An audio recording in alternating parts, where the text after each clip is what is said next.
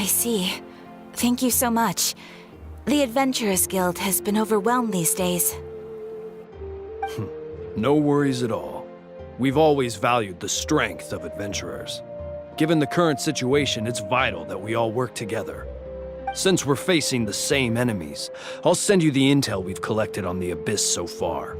Then we can take a look at how to coordinate our efforts. All right. Thank you so much. Hi, Catherine. It's us. Got any new commissions? You two have come just in time. I've got some good news. The Pyro Archon has finished assembling her forces and stationed them all across Natlan. Given how the Abyss has ramped up its activities lately, we can no longer afford to act only after receiving news of an invasion. So the Pyro Archon suggested that the Scions of the Canopy and the Adventurers Guild focus on collecting and disseminating intel. That way, we can stay informed of everything that's happening across the land. Once we receive word of enemy activity, we can notify the nearest camp and the stationed forces can take immediate action. Yes, precisely. This should also allow us to focus on gathering information, rather than running around and trying to tackle everything at once. So please also take a chance to relax, you two. You've been working hard these days, and this will be a good opportunity for some well-deserved rest. So that's the plan. Whew, we can finally stop and take a break.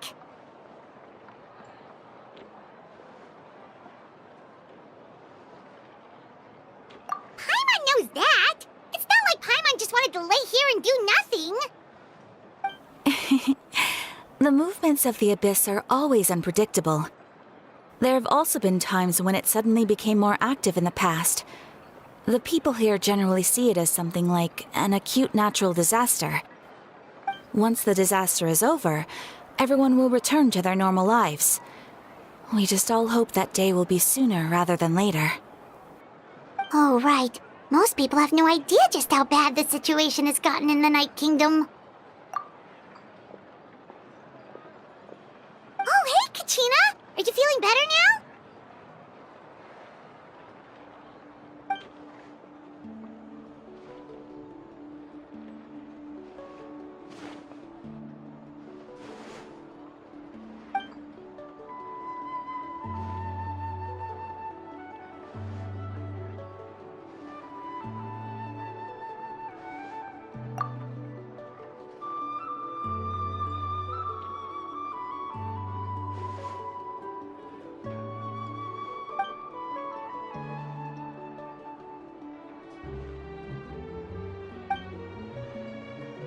Wow! So we'll finally get to meet Shilonen, the legendary forger of ancient names! Paimon still can't believe anyone could forge those things.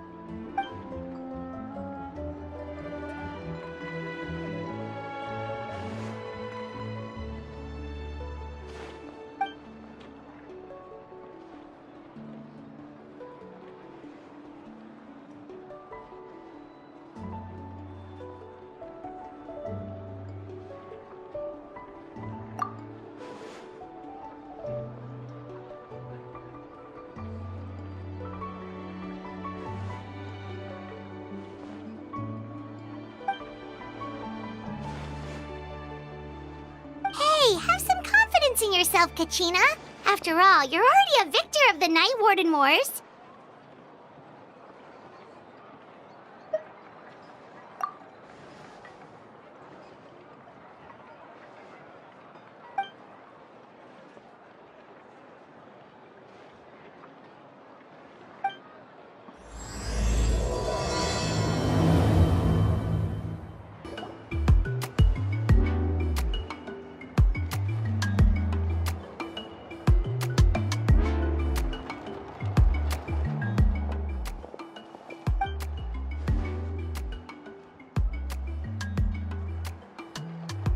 Ah, yes, so I've heard. So young, and yet you've already got quite the reputation. Wait, are you Outlanders? Yep, we're travelers who just arrived in Natlan not too long ago. No, I mean, I was aware that you're travelers. It's just no one told me that you're outlanders. No, the only thing she said is that a new hero had pledged himself to the plan. But we'd need to forge an ancient name to ensure he'd be able to return safe and sound. And she did mention that it would be quite difficult to forge an ancient name for them, but at the time, I thought she was just commenting on my skills. But I seem to understand where the true difficulty lies now. Oh, I wouldn't go that far. I'm used to it, really. I just need a moment to process things. The Pyro Archon's requests are always difficult to fulfill, and we used to argue a lot. Honestly, it's probably for the better that she didn't bring this up at the time. Anyway, I can't argue with her if she isn't here, and it'd be pointless to take my anger out on someone else. But, just because I understand her rationale doesn't make me any less upset. After all, she must have known that forging an ancient name for an outlander is an impossible task. It's impossible? As you probably know, an ancient name is a symbol of a hero's sparing glory, which grows even richer and heavier as generations of successors inherit it. We forge ancient names by engraving the heroic deeds of an individual who will become the first hero of that particular name.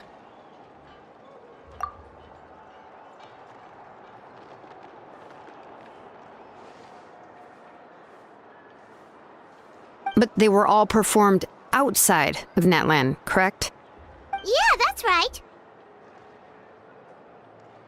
Then those deeds haven't been recorded by the Night Kingdom. To take it one step further, even if you had performed heroic deeds in Natlan, as an outlander, your actions still wouldn't have been recorded by our lands. Only memories and experiences that have been acknowledged by the Wyab can be used as a basis for an ancient name. Even the greatest of craftsmen cannot create something out of thin air, you know. That's just how it is. Seems the Wyab don't want just anyone to get a name, huh?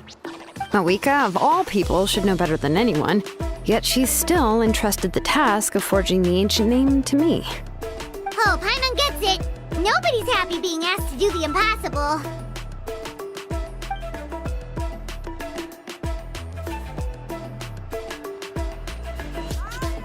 Ugh, don't remind me. Let's just focus on how we can pull this off. How to achieve the impossible. You mean you're already willing to accept the task?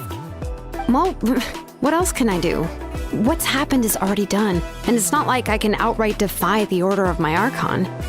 If she gave me this order, then she believes the ancient name is an indispensable part of her plan, and that I'll be able to find a way to make it happen.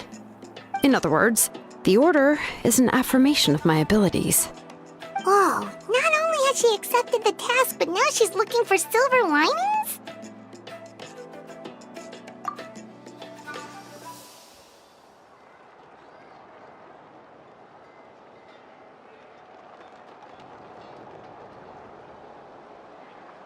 The key is getting the Wyab to somehow acknowledge the traveler's existence and record his heroic deeds. We heard the voice of a Wyab when we were in the Night Kingdom before. We even had a whole conversation with her. If we can talk to her again, maybe we can figure something out together. Well, every tribe has their own Wyab. How do we know if the one you met is indeed the best one for us to talk to? Plus, considering the unprecedented nature of this situation, I have a feeling that the acknowledgement of one Wyab alone would probably not be enough. I don't know. That requires a level of knowledge that I do not possess.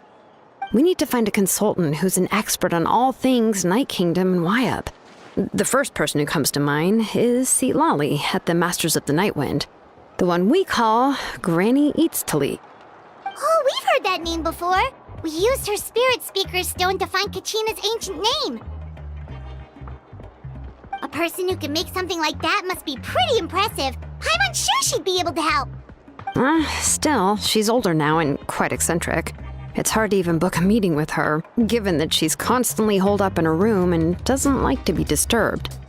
I've heard that to get her help, you have to be extremely patient with her and know how to keep her spirit up. I hate to break it to you, but... Huh. Why is that? I mean, didn't she already help you before? And you even managed to save Kachina. Well, yeah. At the cost of her spirit speaker stone being split into two.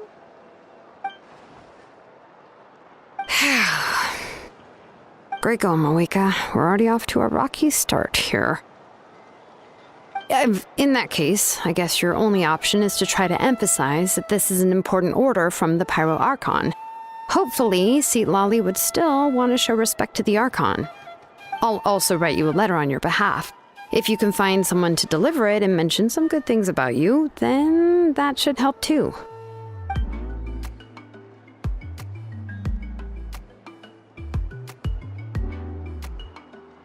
Paimon sure hopes a Hal won't interrupt when he's talking, though. All right, Kanich is a seasoned negotiator. I trust that he'll know the best things to say. Please just give me a moment to write the letter, and we can meet up near the Statue of the Seven later. Sounds good. We'll take a stroll in the meantime.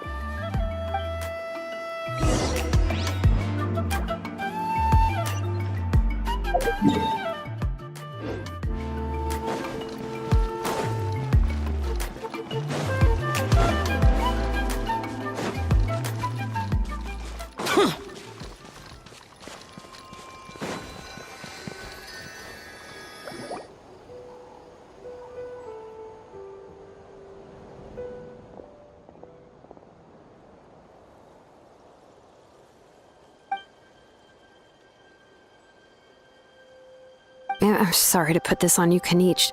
It's just that you're probably the only person who knows how to deal with her.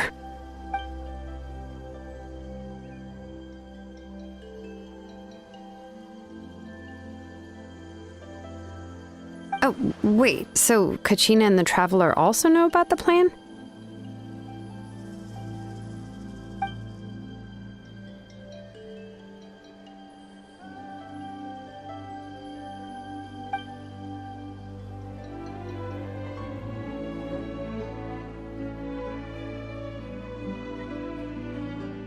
Right. She mentioned there are 6 heroes and that Shilonen is one of 4 that have already been acknowledged.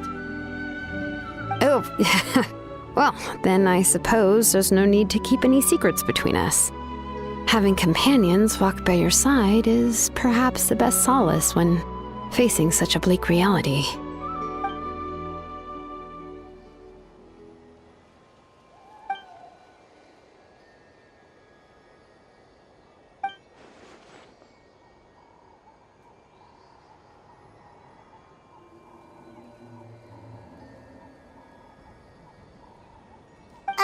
Seat Lolly knows him too?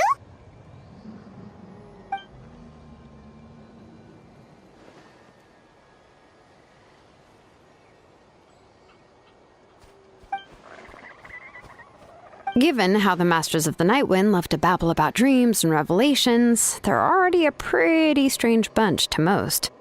I've never met Auroran, but if they consider him the odd one, he's got to be pretty far out there.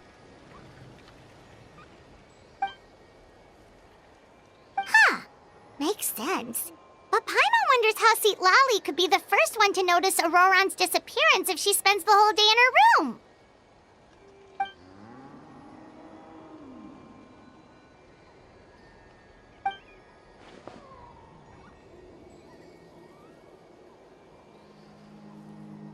Huh, so if I'm following, you mean we'll help her investigate Auroran and the captain's whereabouts?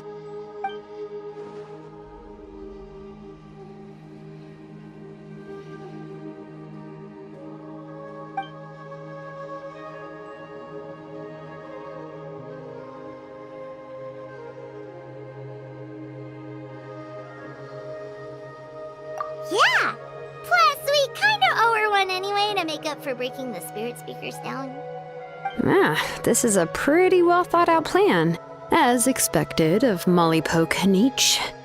Then, yeah, I'll leave my letter to you. Let's hope Seat Lolly can meet at the stadium in 2 days.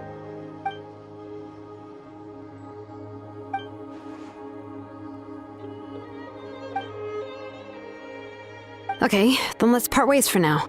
I'll see you in a couple of days.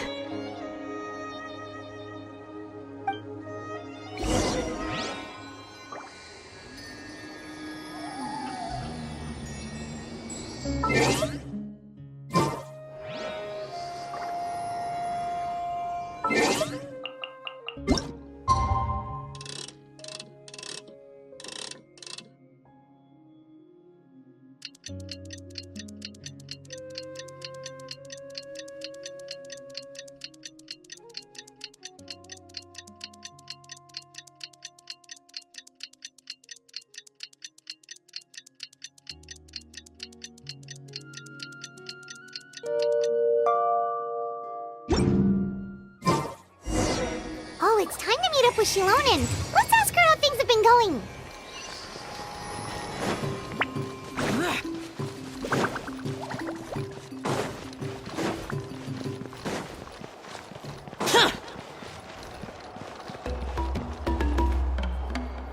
Hey, Shilonen, how's everything going?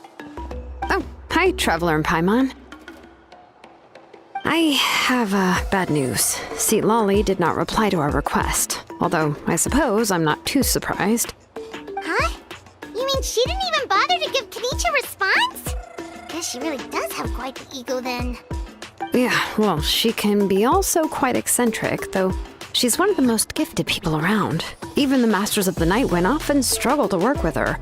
My guess is that she probably has other reasons for not deigning us with a response. But let's go to the stadium and see if we can meet her there. If we do get a chance to talk to her in person, we can still try to work something out. That's true. Let's go!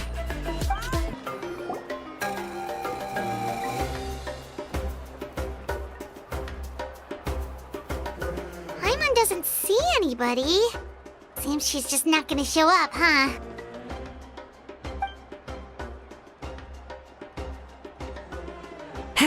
Well, we tried to be as considerate as we could, but she's under no obligation to help. That might be true, but this is still a request from the Pyro Archon, right? Shouldn't the subject always answer the call of their Archon? A subject? Well, if you ask me, I'd say we're all more like friends with the Archon. Yes, Mawika is our leader, but that doesn't mean there's any kind of tall barrier between us and her. The only thing is that she often has very high expectations of us. Huh. So even though she's super powerful, it sounds like she's actually pretty down to earth and easy to get along with. Unlike that old hag Granny Eatstily, right? Does she think she can ignore us just because she's famous?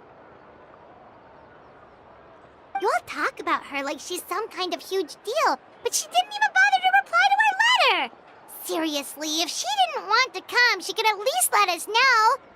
If that's what aging does to you, Paimon never wants to get old. Oh, really? So, that's how you see me? Huh? Who's there? Who's talking next to Paimon? Oh, don't mind me. I'm just a disgruntled old hag, right? Come on, relax. I'm sure my bark's worse than my bite. Huh? Seat Lolly. Wait, you're Seat Lolly? You're Granny Eatstily? Yes, Granny Eatstly. But emphasis on Eatstly, not Granny. You must know this trope from light novels, surely. They use it all the time. The young man who's actually the oldest person in the room. The girl next door who turns out to be a seasoned veteran. The wise sage who looks like a little kid. Oh, wipe that look off your face! You've seriously never seen an older lady that doesn't look her age? Okay, well, don't go thinking it's a trick either. See? I'm barely wearing any makeup. Did I forget to mention, she's called Granny, but she's actually pretty young. It was an honest mistake. I guess we've just gotten used to it. I'm sorry. So, how old are you actually? What? How dare you? Don't you know it's rude to ask a lady her age? Paimon really didn't mean to offend you, it's just that your case seems really unique. Oh, Paimon, Paimon just wanted to apologize, but now she's putting more and more of her foot in her mouth. Really, Paimon just got a little mad since we thought, well, you were gonna leave us out to dry. It was my idea to invite you here, Seat Lolly. So if you're upset, you can just take it out on me. All right. I was only joking. I didn't mean to chastise anyone. There's really no need to take all this so seriously. If anything, I'm gonna feel awkward if we keep this going. I received Kenichi's letter and was planning to attend this meeting.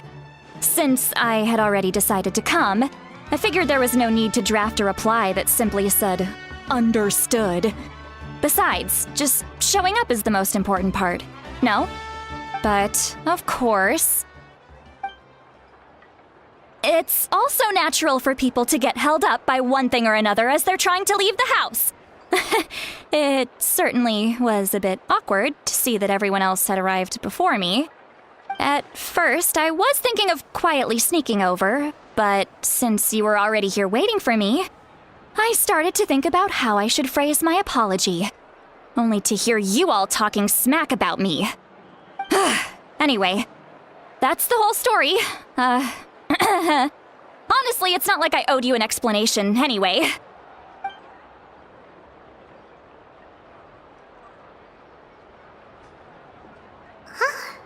What's with that expression? Was she feeling embarrassed just now?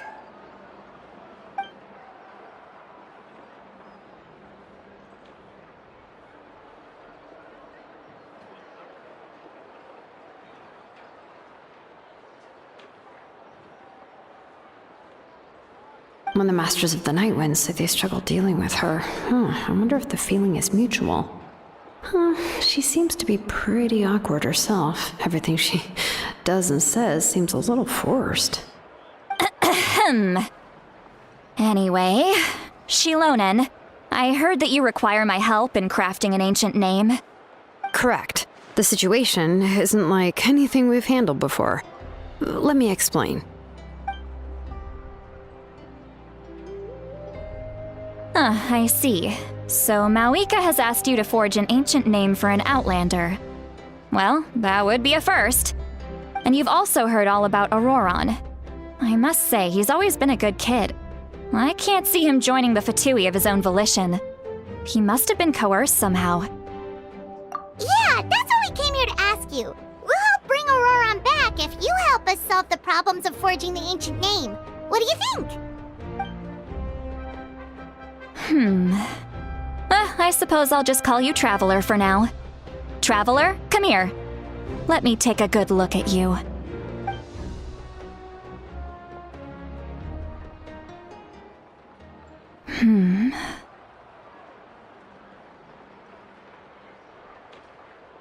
Wealth leads to unending conflicts between people. Yet you alone transcend the value of gold. Baleful thunder and wrathful waves bring terror to mortal hearts. Yet again and again, you've braved them to find new worlds. O weary yet free soul, even the most verdant leaf in the forest will pray for your happiness and safe passage. Those are all the things that I could see in you. You've experienced far more than even most mortals could dream of. You possess the heart of a sincere hero, along with the conviction to lift a torch above your head and walk headlong into the night. Huh? Don't move. There's something here. Huh? What thing? Don't scare Paimon. Is the Traveler gonna be okay? Shoo! That should do it. You've just returned from the Night Kingdom, so some fragments of souls were still stuck to your body. No need to worry. I've just cleared out the last of them. Isn't that kinda like having part of a ghost come back with you? It's nothing as serious as that. If left unattended, the most it could do is stir up some chaos in your mind, and generally worsen your mood. Well, in that case, better to get rid of them. It was nothing. Shilonen, let's follow your proposal. Once you've brought Auroron back, I'll take you to see the Lord of the Night. The Lord of the Night? But don't we need to talk to the Wyab of the tribes? Something this important is beyond their jurisdiction. Only the Lord of the Night can decide whether we can grant an ancient name to one who does not hail from our lands. The Lord of the Night is an ancient entity that rules over the entire Night Kingdom, constantly borrowing the power of the sacred flame to combat corrosion from the abyss. Oh, so you're basically saying it's even more powerful than the Wyab of the tribes. Well, that sort of makes sense, being the Lord of the entire Night Kingdom and all. Not exactly. It's not so much that one's more powerful than the other. But never mind. That's not important. It would take too much time to explain. Just listen carefully to what I'm about to tell you. The Lord of the Night is currently in a deep slumber, and we can only communicate with its consciousness while in a trance. In other words, in a dream. But I will need to prepare a few more things if we are to hold a ceremony to achieve the state of the trance. I'll make a list. Can any of you get everything for me? I can go. It'll probably be a long list, so better leave it to someone who knows all the local vendors. Sounds good. Then we'll go with St. Lolly to track down Auroron. Phew, the Fatui are nothing to scoff at, so please, be careful during your investigation. If you need any help, just come find me. Yep, we'll be sure to play it safe.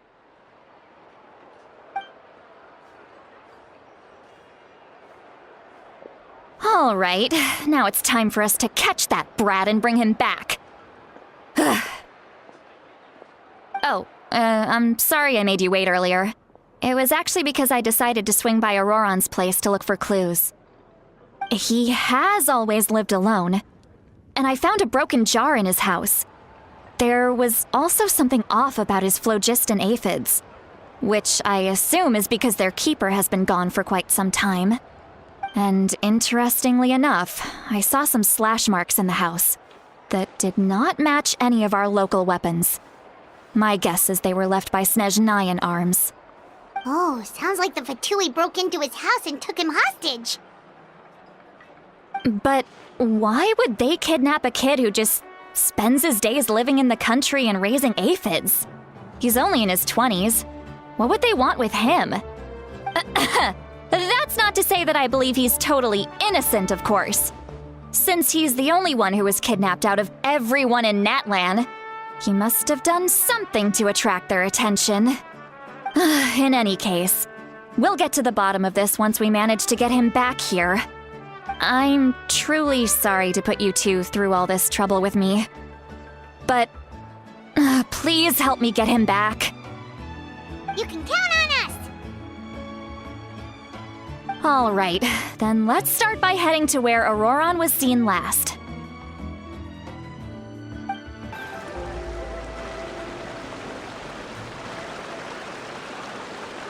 This is the spot. An eyewitness claimed to have seen Auroron speaking to some Fatui soldiers here. I don't know how much you're willing to believe me, but Auroron really is a good kid. I see no reason why he'd suddenly get involved with the Fatui. I'm convinced that what the witnesses saw was actually the Fatui coercing him, or perhaps trying to extract information.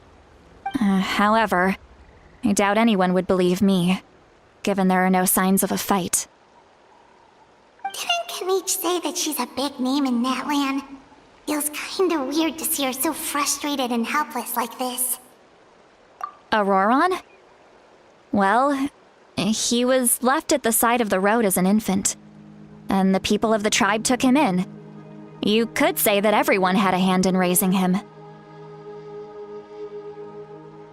He learned a lot from us, and once he reached adulthood, he built himself a house out in the countryside. He spends most of his days growing vegetables and raising aphids, living off of what he harvests from the garden. He's always been such a good kid. He would even get his friends to deliver whole bags of fresh produce to my place.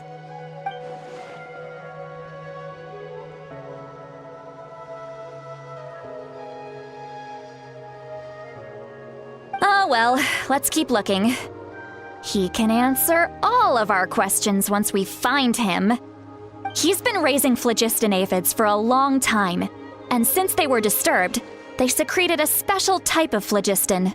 We can use that substance to track his movements. Let's follow the phlogiston trail. Huh? What trail? Paimon doesn't see anything. Oh, right. I forgot your eyes don't naturally perceive such things. Here, give me your hand.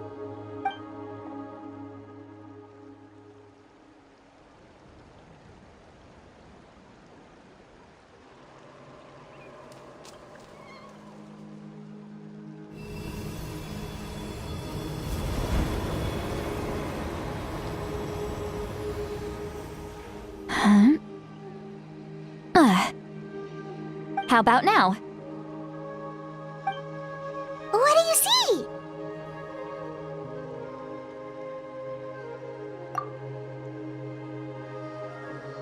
Whoa, Paimon can see it now too! That's right. I used a spell to temporarily transfer a portion of my senses to you. For a short while, you'll be able to see the phlogiston too. Wow, you can even share your senses with us? First time Paimon's heard anything like that. It requires a very rare spell that most people aren't adept at. But don't worry, it's a cinch for me. Between the two of you, it seems the Traveler's senses are a bit stronger than Paimon's. When I held your hand just now, I could sense that you've got a great affinity for phlogiston. You're extraordinarily gifted. Anyway, we'll need to use our vision now to track down Auroron. Good luck, you two. Over here, this way! See, Lolly might say a lot of deep and confusing stuff, but this spell of hers is really something. What was that? Oh, Paimon was just complimenting you, really.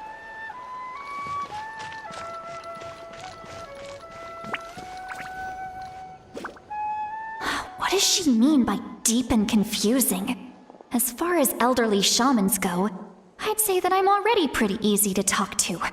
Is there any other old hag who's as fluent in the language of the youth as me? But is my way of speaking still not trendy enough? I've already tried my best to match their speech patterns. But given the looks on their faces just now, or perhaps I'm still not fashionable enough? But that can't be, right? Don't tell me they're still getting the impression that I'm super old-fashioned. Huh?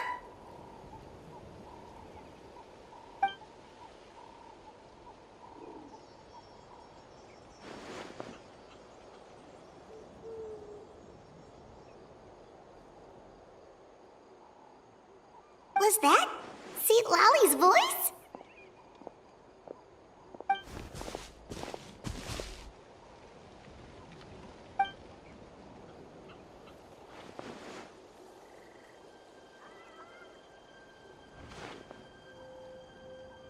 Now that I think about it, it's a good thing I found some helpers this time. Some things are best done with the help of friends.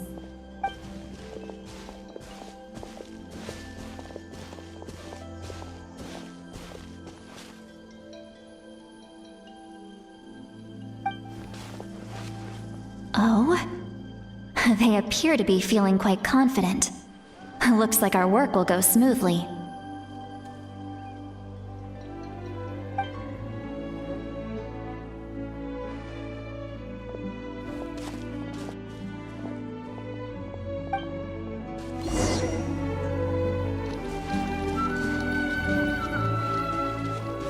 Hey, looks like there's a new camp over there.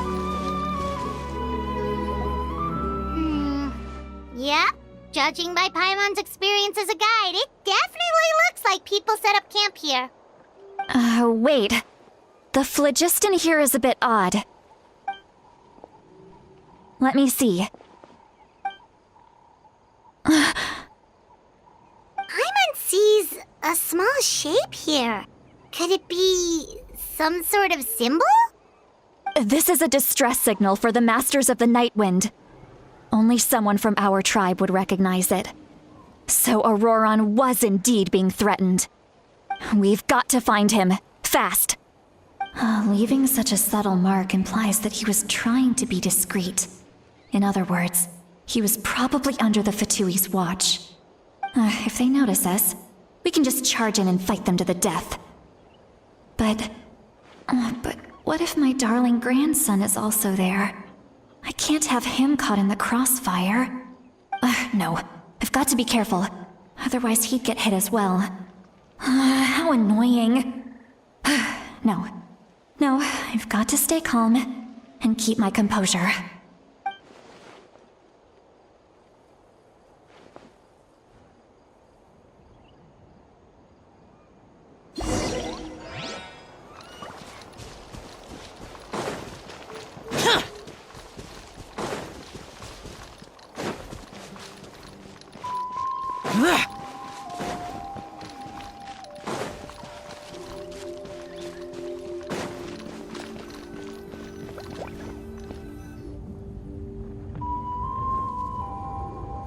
There are traces of people staying here too. Wait a second. The phlogiston around here is jumbled up. I can also smell a mix of elements in the air. Pyro, electro, and some other elements as well. Kanich told us that you were super amazing. No wonder you can sense so many more things than us.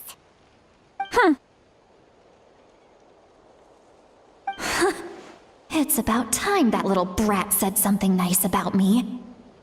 There are signs of a struggle here. Judging from what's left on the scene, there must have been a fight. But after that, the factions seem to have gone their separate ways. Both the phlogiston and the elemental traces in the air support that. Do you still remember the little mark we found before?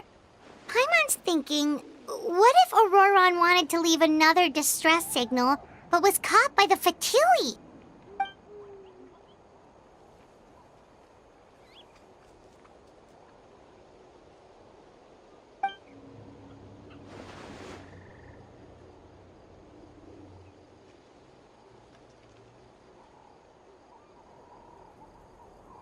Given there are two signals leading from here, we should split up as well.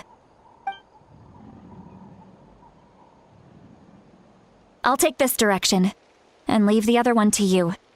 Let's meet up again later.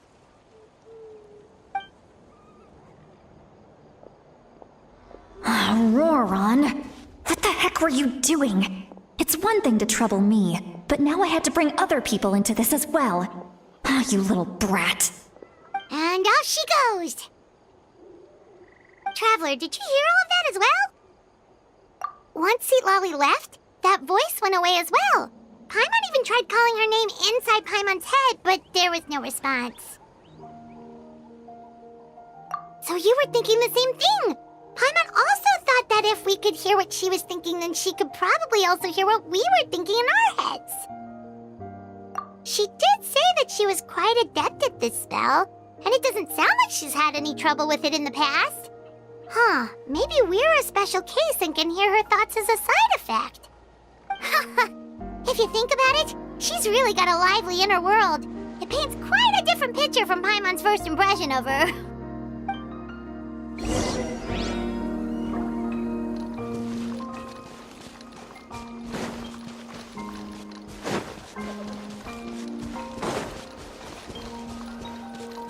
Paimon sees some traces here.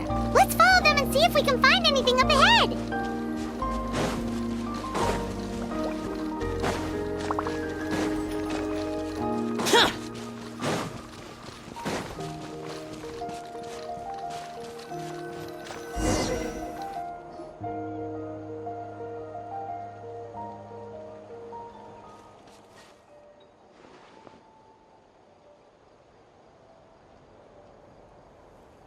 Did you find something?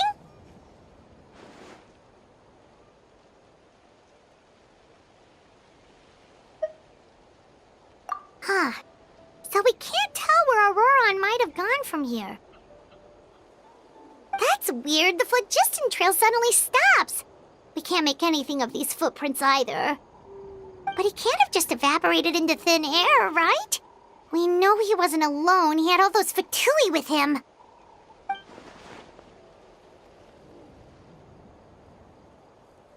So, You can hear the sounds of the wind from beneath the earth.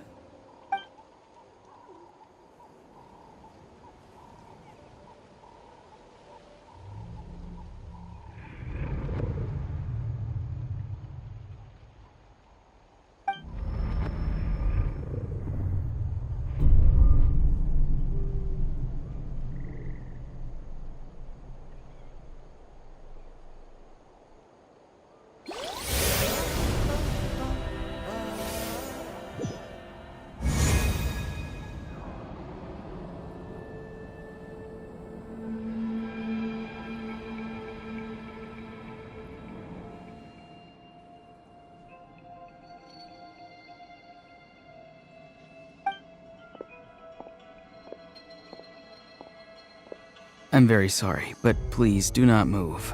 I have no desire to hurt you. I apologize that our first meeting has to take place like this. It's just that you're much like one of those animals with ears that perk up as soon as it senses danger in their environment. And given your combat proficiency, I would not have been able to gain an advantage over you if you were anywhere else in the world. However, you're now in the Night Kingdom, a familiar domain to the masters of the Night Wind. Hello, traveler. I'm Auroron, the one you've been searching for. Ah, the Fatui's custody.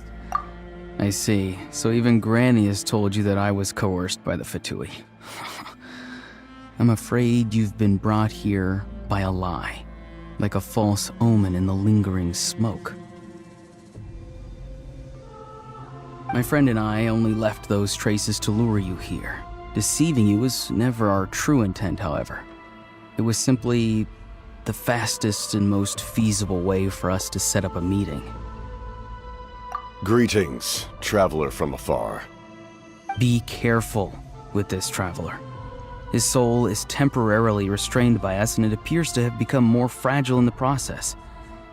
It's taking all my concentration to hold on to him.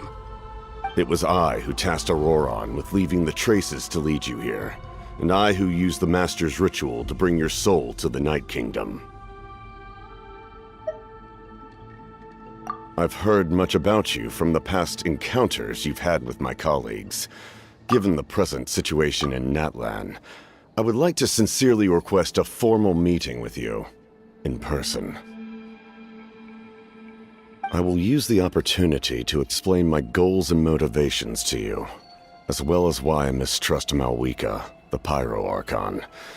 I believe there is little reason for you to blindly follow her plan. If you would like to hear our intel, then find us to the east of the stadium. But remember, not a word of this to anyone. I would like to avoid any further conflict. You will see me again once you return to reality. No matter what I say, please, help me keep this a secret. This is all to avoid dragging Granny into this conflict.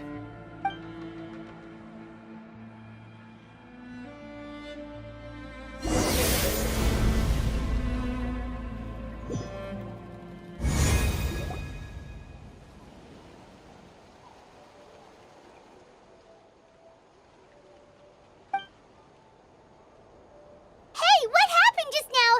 You suddenly collapsed and stopped responding.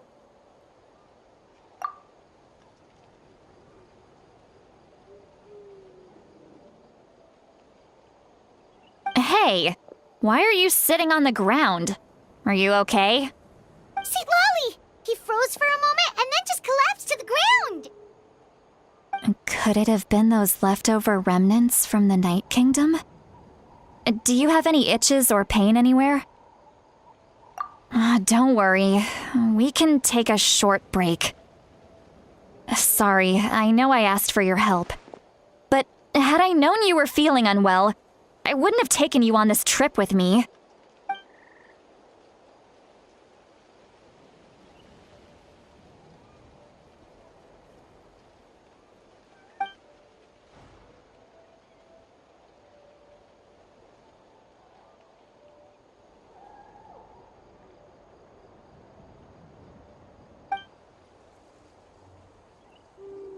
If you're feeling sick, you should just say so.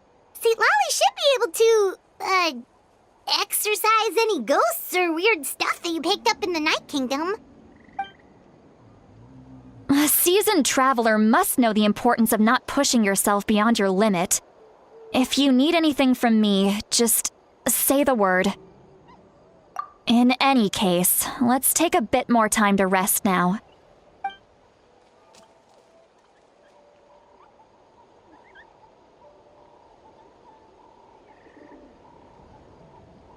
Need to be more careful next time. Feeling better yet, Traveler? All right, let's get ready.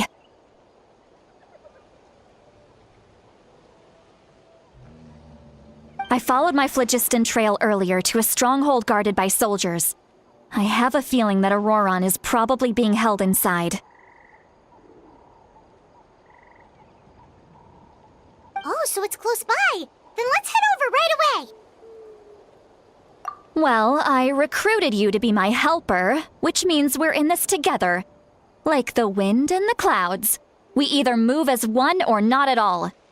But if you want to make it up to me, then just be sure to fight extra hard when the time comes.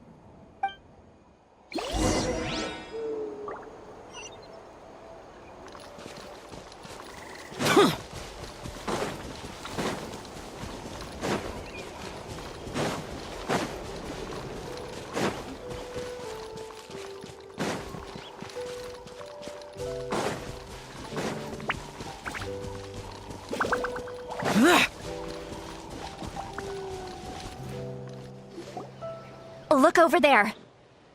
Huh? Paimon thinks she sees someone in the middle of the camp. That's Auroron. So he really was taken by the Fatui.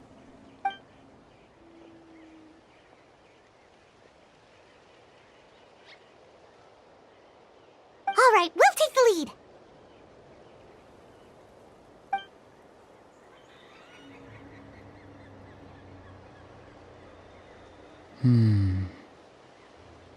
Hey, quit daydreaming. Don't you have work to do? I cannot see the sun. What? Without the sun, I cannot see the truth. You are currently blocking the light, so I must beseech you to move aside. Huh? Okay, Mr. Philosopher. That's enough mumbo-jumbo. Wow. I'm going to rip that guy's head right off. St. Lolly's struggling to control her temper now. Are you ready? Let's go kick their butts. On my count. 3, 2, 1! Still trying to resist? You've got no idea who you're up against. Back into it! Step right up. No escape! Time to fulfill my duty. And when it is time for breaking.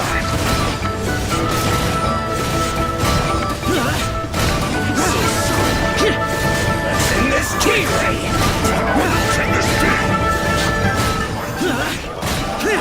Boring. Useless. A round of applause. And voila!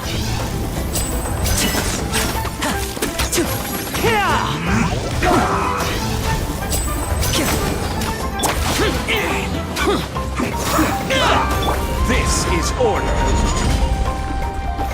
Solidify.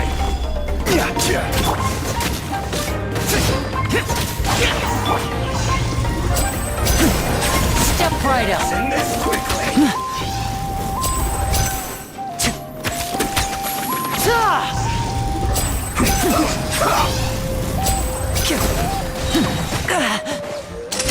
Here comes the finale.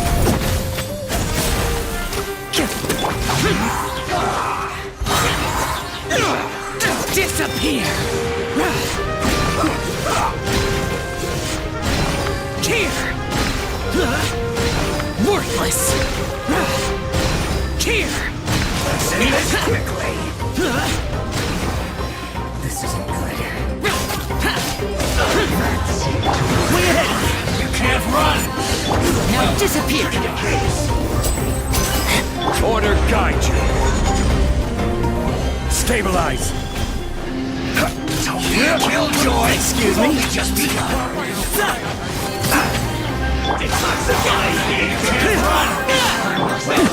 Step right up! Don't be a killjoy. We've only just begun. A round of applause! Went too far. Solidify. I will have order. Evil conquering! Worthless! Here! Way ahead!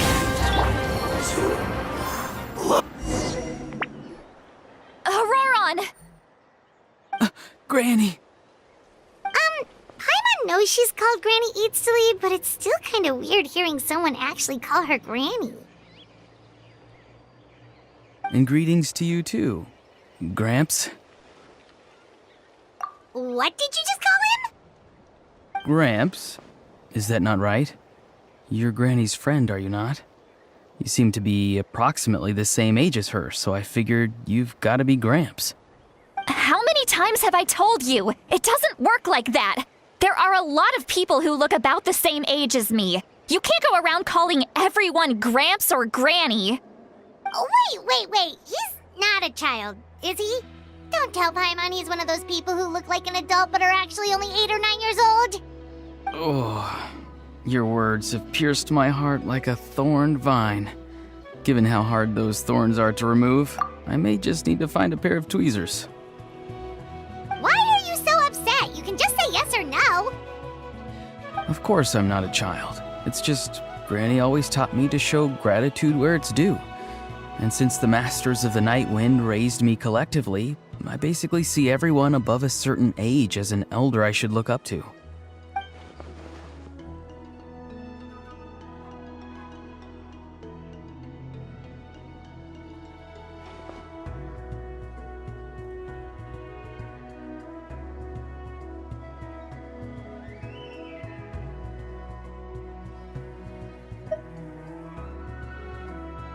Exactly. But if you keep that up, then everyone's going to be your senior. And do you think saying all of this is gonna save you from a scolding, Auroron? Haven't I told you 100 times since you were a kid? Heed the 3 warnings. Be wary of beasts prowling around, scammers looking for their next victim, and strange people who appear out of nowhere. Oh, so you do remember, and you just chose to ignore them. I always knew that living on your own was going to get you into trouble sooner or later. But getting kidnapped? That really takes the cake. You won't always be able to rely on other people coming to your rescue, you know. You're just lucky we got here when we did. Or we might be launching another search and rescue operation to find out where they put your severed head. I'm sorry, Granny. I'll be more careful next time. Next time? Oh, good one. You think there'll be a next time after this? Not a chance. They didn't hurt you, did they? No, they just asked me a lot of questions about Natlan's terrain and made me draw a map of the ley line distribution. Okay, now answer me honestly. Were you the one who helped the captain escape after his battle with the Pyro Archon? Yes. So why did you do it? Because they said they would need my help from there on out. They also said that if I refused, they'd just come to you, Granny, and they'd already figured out a way to make you do their bidding. Hey! I'm no ordinary Granny!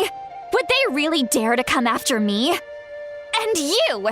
Did the gods give you a brain just for you to not use it? Did you really believe everything they said at face value and not stop to think?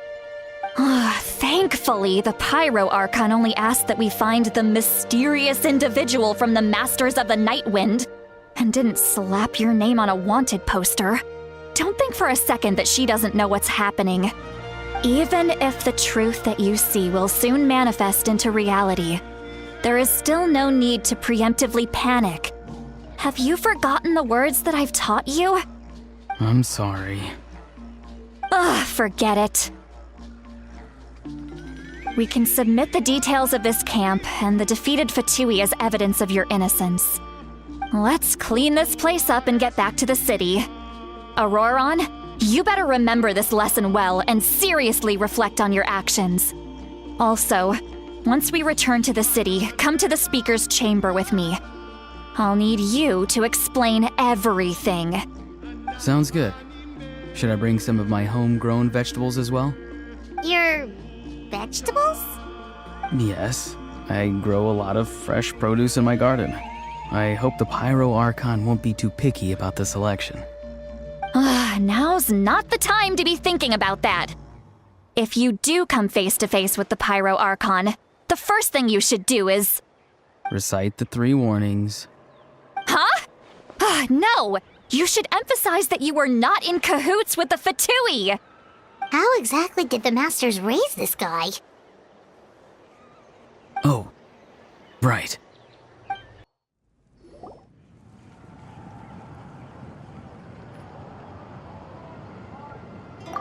I see. So Auroron came to the captain's rescue because he promised to help him in exchange for Lali's safety. That's right. I'm sorry. Now that you know Auroron was only trying to protect another member of his tribe, could I ask you to petition the Pyro Archon for her forgiveness? We'll give her a full report. We'll let you know once she's reached a decision. Will I need to stay here? Technically, yes. But if Miss Lali is willing to serve as your guarantor, then we can release you from custody. Sure. I'd be happy to do that. I don't have any more time to waste here. I still have other things to do. Understood. Thank you very much. Mr. Auroron, please report back to the Speaker's chamber as soon as you've received notice of the Archon's decision. I understand. Thank you. And thank you too, Granny. Well, at least you won't need to hide your face anymore. Traveler, Paimon, thank you very much for your help.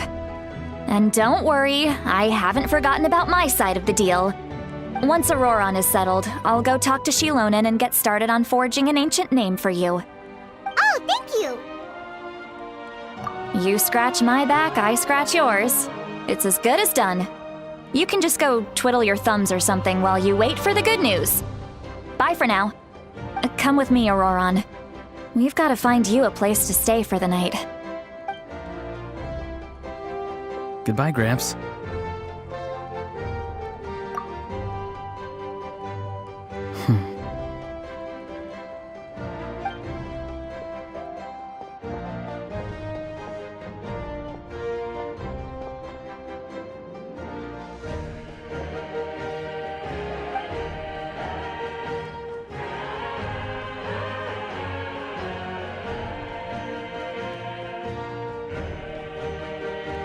We're finally done.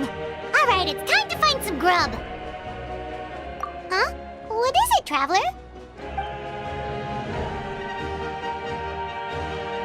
What? That captain? Sorry. Paimon just didn't see that coming. So you really saw him in the Night Kingdom? And he didn't attack you? Oh, that Auroron, what is he up to? He sounded earnest enough just now. Paimon would have never guessed anything was happening. All that stuff about protecting Lali and being forced to help the Fatui when he's actually been a willing accomplice all along. Yeah, you're right. Still, Paimon appreciates you telling her about this. Paimon will support your choice no matter what, so if you want to go, we can go together. We still have another whole day before the meeting, so we'll just meet with them when the time comes.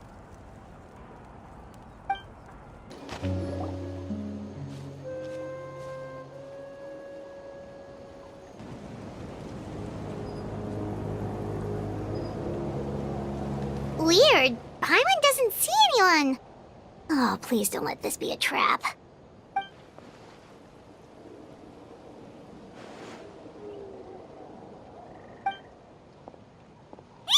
was that? Good evening. Nice to see you again. It's you. You shouldn't pop up from behind people like that. What are you, a ghost? I'm terribly sorry. It's just a force of habit. Ugh, and what's with you apologizing all the time? You sound so polite and honest, but you're actually doing shady stuff behind people's backs. You're right.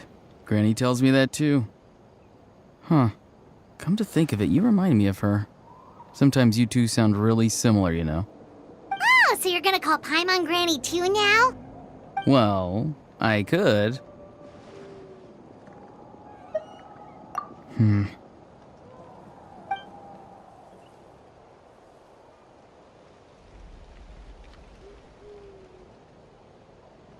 It's all clear.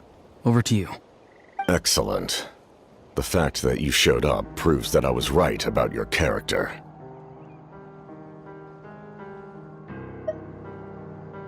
Yet, there's been a lot of talk about you. Child told me that you're passionate about the unknown and willing to take risks.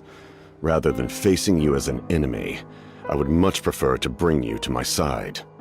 If we allow the current state of things to continue, we will inevitably clash, and that's a scenario that I'd very much like to avoid. I've long heard of your exploits across the nations. Though you have crossed swords with my colleagues many times, I know that you are by no means an unreasonable person. And once you've learned the truth that the Pyro Archon Malwika would never willingly share with you, you may just find it in your heart to consider my proposal. I assume you've already been informed of the Pyro Archon's plan. In order to defeat the Abyss and save Natlan, she still needs 2 more heroes to appear. Wait, how did you know that? Never mind. Guess that's not important now. I've long kept a close eye on her plan. To be frank, it's an exceedingly risky plan. Will the heroes really appear? And even if they come to her, will their power be enough to drive the Abyss back? If any part of the plan goes awry, all of Natlan, even all of Tevat, will pay for her mistakes. Now, you may have been led to believe that this is the only plan available to her. But what if I told you she's had another emergency plan all along, the details of which she has chosen to keep hidden from you? An emergency plan? Yes. A way to keep Natlan intact, even if her original plan fails. But given the painful cost of its execution, she has chosen to keep it as a mere backup plan.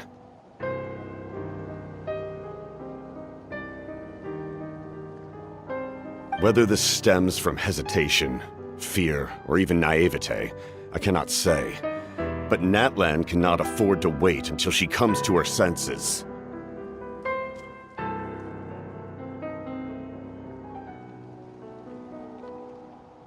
My fear is that given the enormity of the decision, she will be reluctant to confront the dire reality we face until it is too late. There will be no time left to execute the backup plan, and all of Natlan will be lost to the Abyss. We have to make the decision for her, here and now. Yeah, do you have any evidence for all this? Just telling us a bunch of scary stuff isn't enough, you know.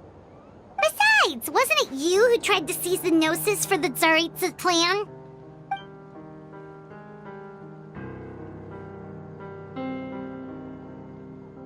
I knew you'd be clever enough to see. That's right. I did not seek the Gnosis for the Tsaritsa. Since I was defeated in battle, I must put to rest my thoughts about the Gnosis. But even so, my desire to save Natlan remains unchanged. And now, I have found a new way to solve the crisis. We can implement it immediately if we reach an agreement. Someone's here. Huh? The captain disappeared! Something is rapidly approaching. Oh no.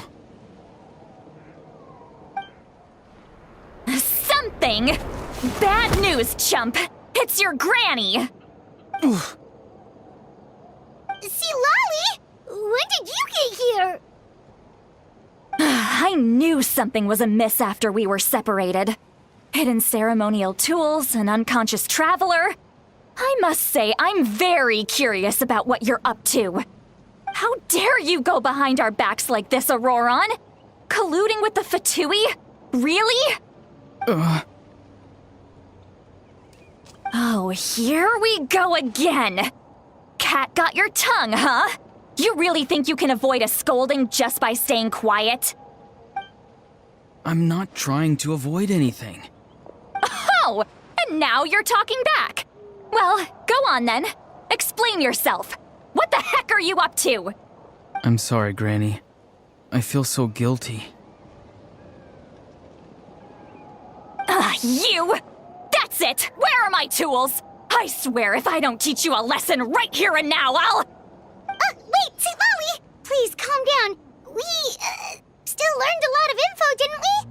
Like the fact that the captain isn't trying to seize the Gnosis anymore.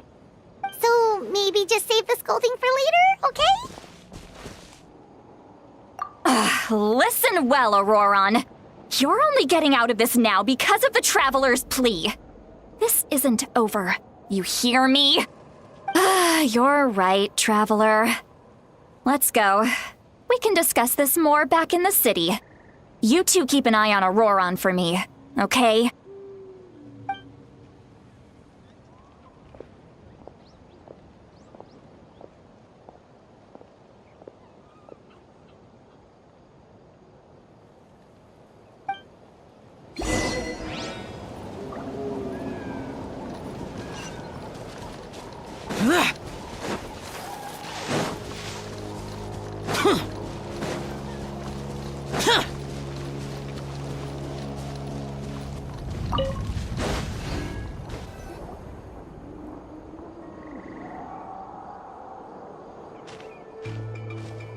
In all my years, I've never had a child cause me so much grief. Do you seriously not see what's at stake here? You've got a head on your shoulders, Auroron. Use it! Why did you help the captain? And I want the truth this time. No answer? Think you're being smart? Then let me ask a different question. What does the captain want? What is his purpose in Natlan? Really? You're just going to stonewall me?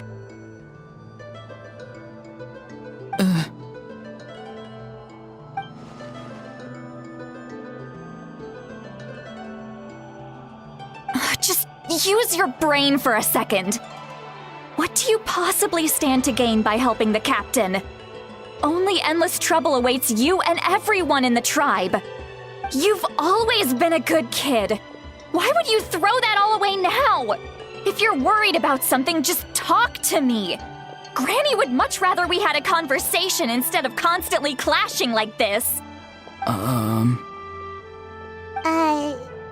Why is he staring at us all of a sudden? I'm sorry that you have to hear all this.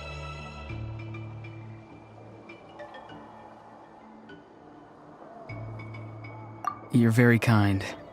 Most people would have fled by now. Not everyone can handle Granny's scolding.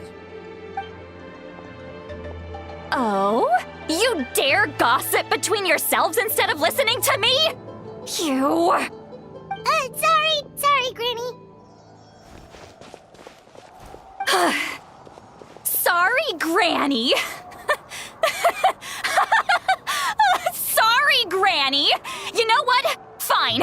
I'm perfectly aware that everything I say goes in one ear and out the other. You're all grown up now, so why would you listen to an old hag like me?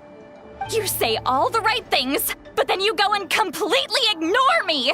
Well, if that's how you're going to treat me, you can stop sending Aoife over to my place to deliver your stupid vegetables! I don't need anything from you!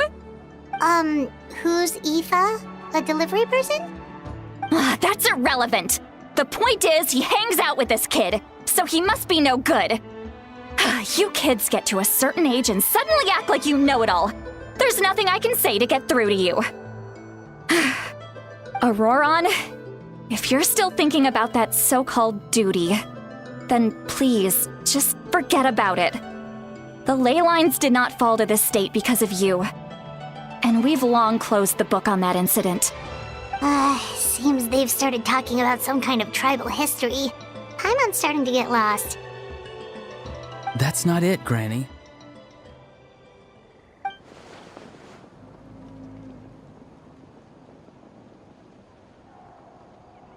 I know you tend to get down on yourself when you're upset, but I can tell I really hurt you this time.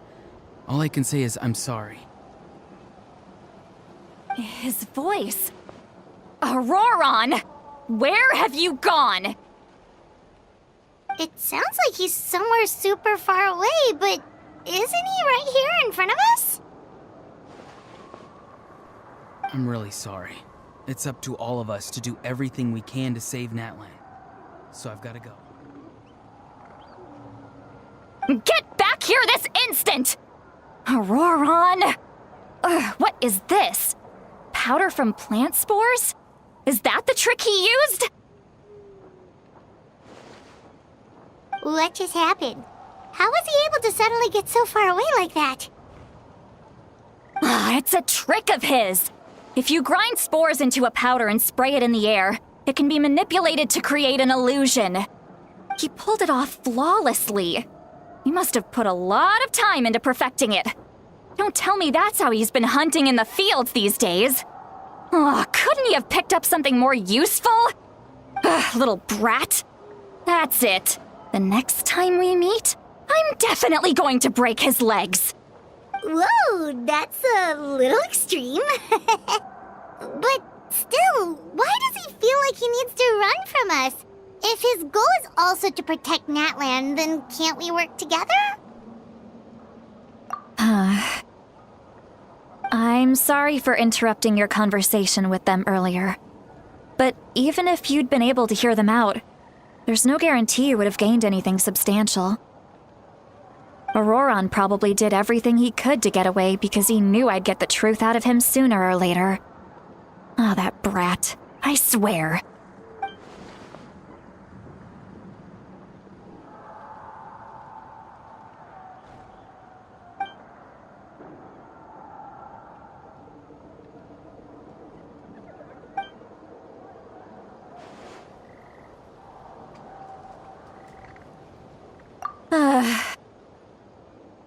We've got quite a long walk back to the city. Let's take our time. It'll give me a moment to figure out how to explain all this.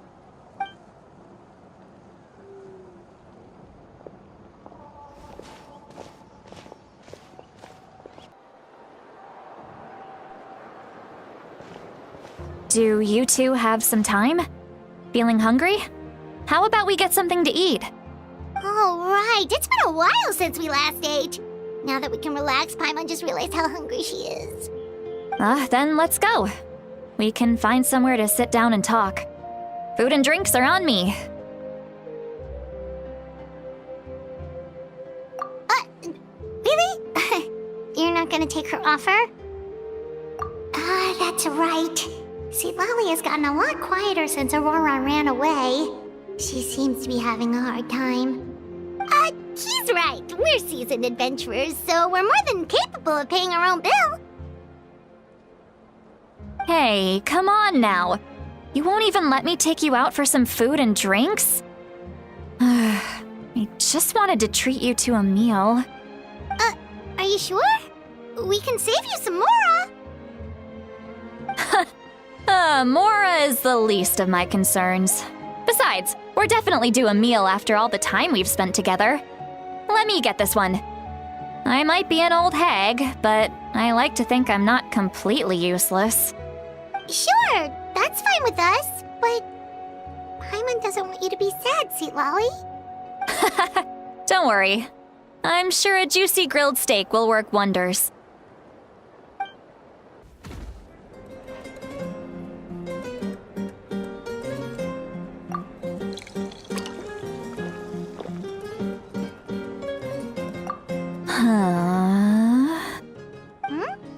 What are you looking at?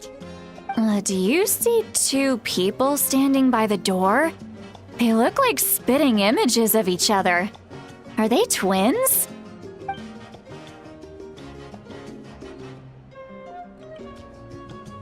But Paimon only sees one person there. Huh? How could that be?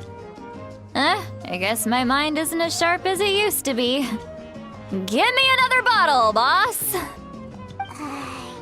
Do you think she's drunk? There you go, miss. Oh my! It's not every day you get to see Granny Itzley here with some friends. Not to mention ones who've made a huge name for themselves recently. Oh, so you've heard of us? Of course I have! Aren't you the ones who saved Kachina and brought her back? No wonder you hit it off with Granny Sitlali. She wouldn't spend time with just anybody, you know. I don't even remember the last time I saw her with a new friend. Wait, so you call her Granny too? Well, given our ages, it'd probably be more accurate for me to call her my great-great-granny. She's one of the most famous people at the Masters of the Nightwind. Most days, hardly anyone even dares talk to her. Huh? Gossiping about me right in front of my face now, are you, Chonka? Oh, please, Granny, I wouldn't dare. I'm just beyond happy to see you bring over some new friends. After all, any friends of our regulars are sure to be great customers too. All right, that's enough. Go on now. I'm sure the other customers would like to talk to you as well. There's no need to keep staring at me. I promise I'll keep my alcohol down until I leave. Well then, you have my thanks.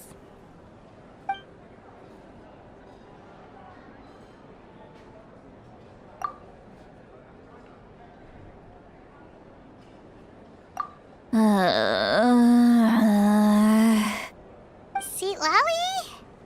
Sitlali? Who's that? You got some gall calling me by my first name. Let me guess. You want to test your skills against Granny Eatsley, don't ya? Are you still with us, Sitlali? You're kinda talking to no one. You chumps come around here, picking fights with me? Well, you know what happens next. You lose, and then run off home to tell everyone about how I'm this big scary bully. It's always the same story. You brats start it, I finish it, and then I end up with the reputation of being some kind of terrible monster among the shamans. I mean, come on. Monster? Me? Really? What did I do to deserve that? Granny Sitlali, you're not a monster at all. Exactly! And while we're at it, I'm not some lazy slacker either. Between meditation, advising the chief, and speaking with the Wyab, I actually have a pretty packed schedule, you know.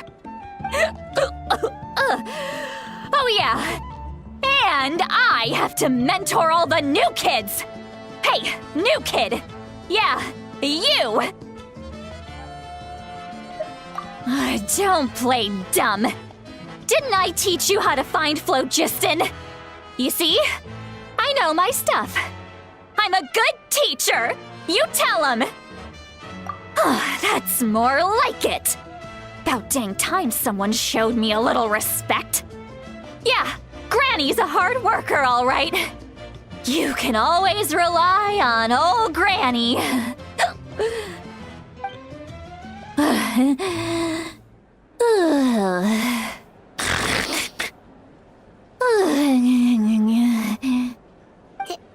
Did she just fall asleep with her eyes open?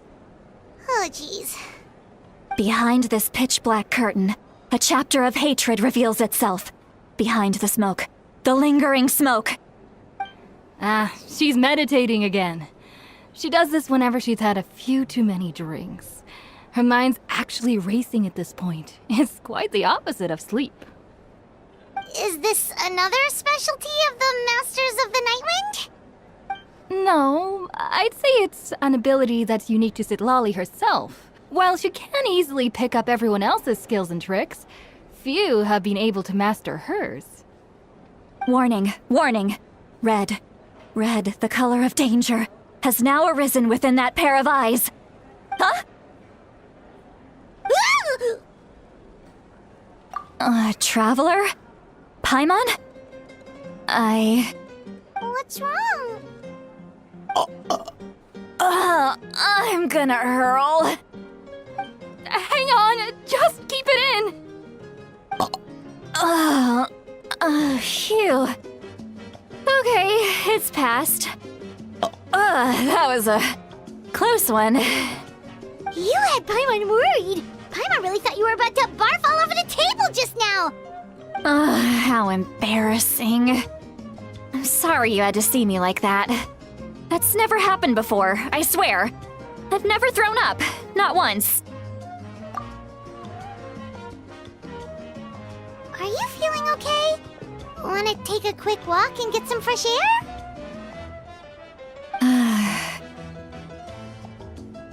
There's so much that I want to say, but I can't. Why not? Of course you can. Just say whatever's on your mind. Please, Paimon, it's not as simple as you think. We've only known each other for a few days, right? What would you think of me if I were to start dumping all of my complaints on you after we've only just met? Oh, Paimon gets it. You're hoping that we wouldn't think less of you no matter what you're about to say. No, that wasn't my point at all! Seriously, don't you youngsters know anything about shame? I'm talking about shame! I've lived all these years and still can't get rid of it! Surely, you know the feeling too? Actually, about that. Huh? Tell me what? Yeah, this is as good a time as any.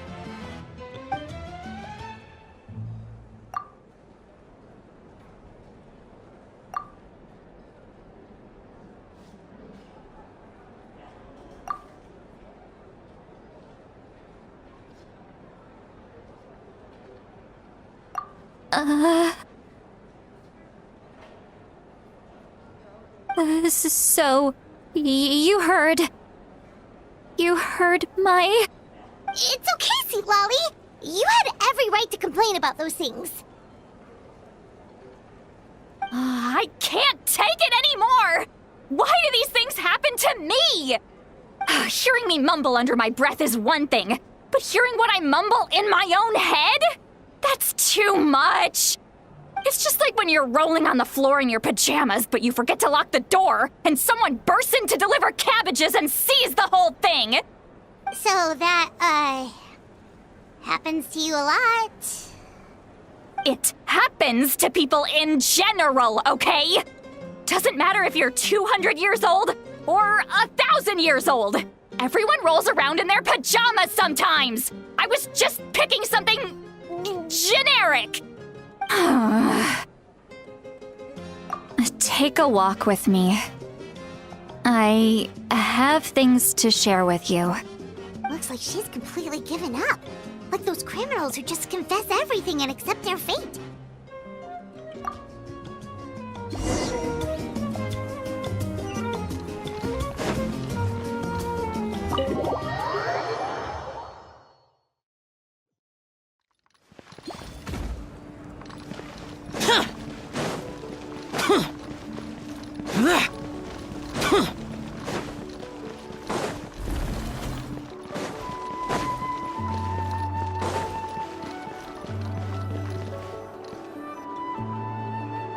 Well, great view, right? I love coming here by myself. Wow, it's beautiful! You're making me want to cry. Oh no, what do we do? Please don't cry! I was an expression, okay? A figure of speech. I'm just... embarrassed. Here you are thanking me, even after you helped me all this time. Let's just have a casual conversation. It's easiest that way. Really? You don't seem like the kind of person who keeps things casual. Well, I guess I used to be more of a stickler for the rules.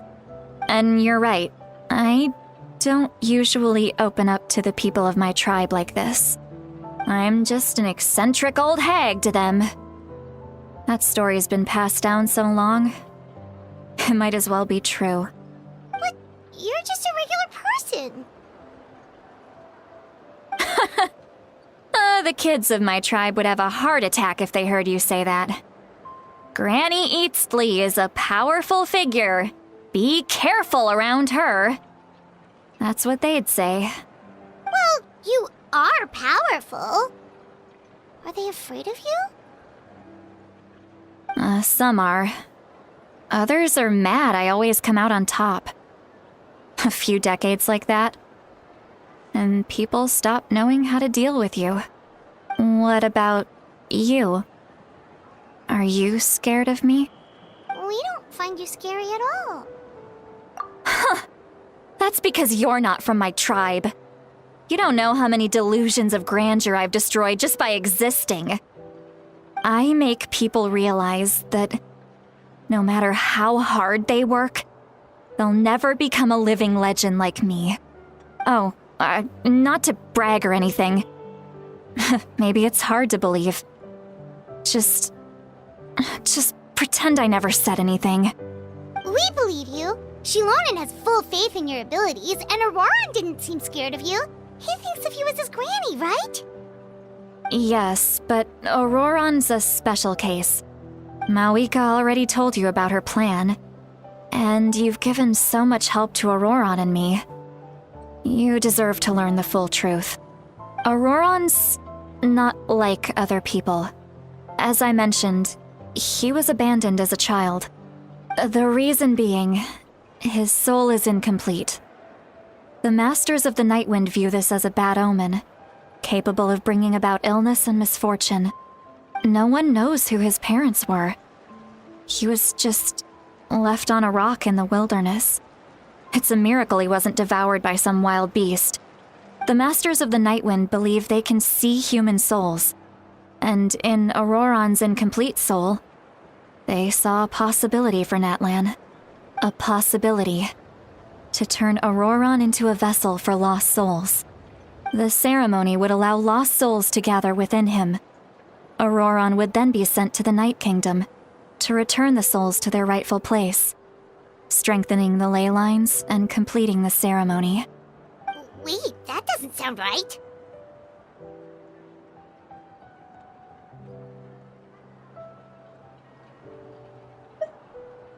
Now you see the problem. When damage occurs to the Night Kingdom, the souls held within disperse and remain adrift, unable to find a way back to the ley lines. This loss of souls damages the Night Kingdom even further. The ceremony can send back countless souls at once, which would benefit the Night Kingdom and the souls themselves.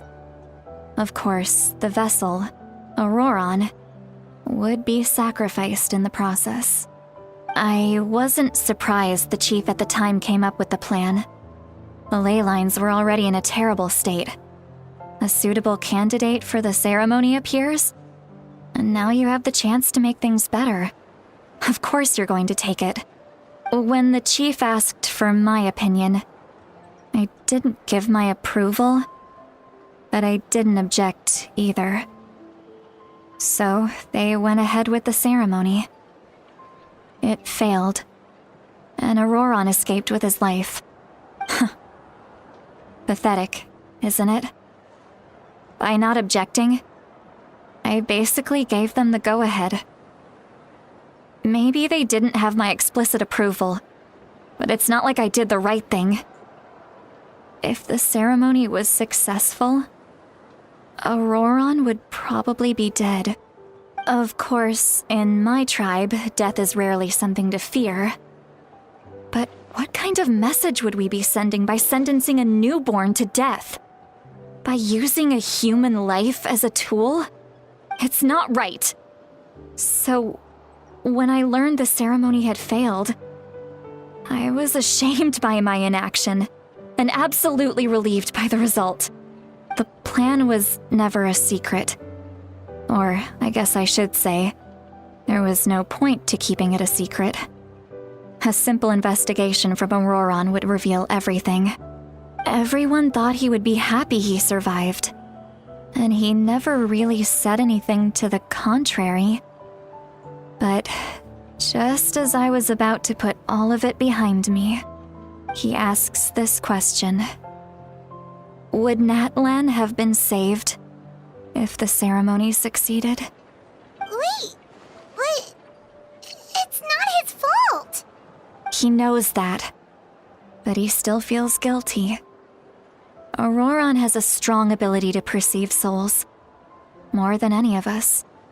He understands just how dire the situation with ley lines has become. Maybe he chose to work with the Fatui because he still thinks he owes a debt to Natlan. I can only imagine what they told him. Traveler, didn't the captain say he found a way to solve the crisis? Maybe that's what brought Auroron into this. Anyway, we can't just let things go on like this. We have to convince him to come back. You don't look so good, Sweet Lolly. Maybe you should head back and get some sleep. Probably drank too much. It's okay. The fresh air is doing me good. Okay. Forget that. I need to go home. I hit it a little too hard. You've helped me so much already. How do I even begin to thank you? Hey, we're friends, aren't we? Besides, you already said you owe us a favor, so you don't need to worry about us. Good point. Well, I'll go home and get some sleep. We can figure out our next move in the morning.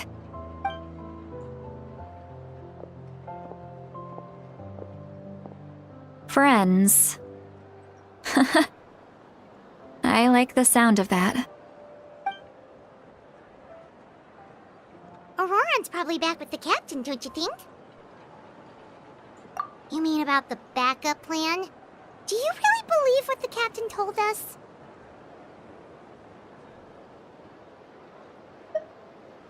Yeah, you're right. We should just go to her directly. But she's probably asleep. We can find her first thing in the morning. For now, let's... go to bed.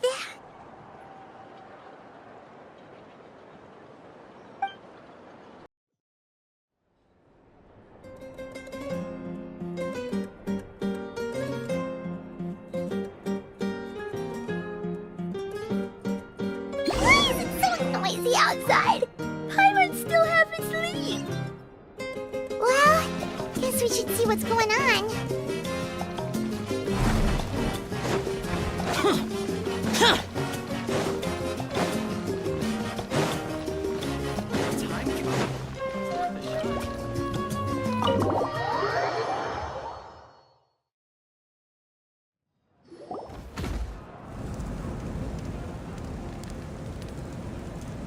You're already here. I was just about to come get you. Wow, you're up early. That's impressive, especially after all the drinking last night.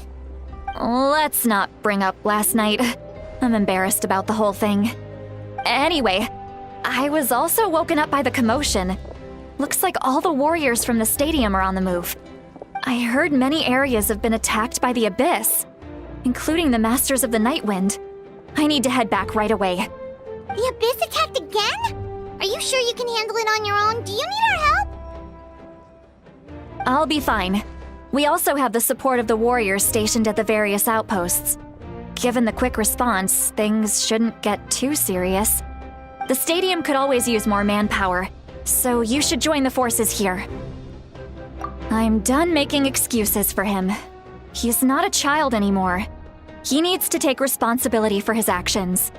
I was the one who vouched for him, so I need to report back to the Speaker's chamber. I'll accept however they choose to handle the situation. But I should be able to convince them to let me go back to my tribe first to deal with the attack. As for the ancient name, once we handle this crisis, I'll talk to Shilonen right away. Don't worry, I never forget a promise to a friend.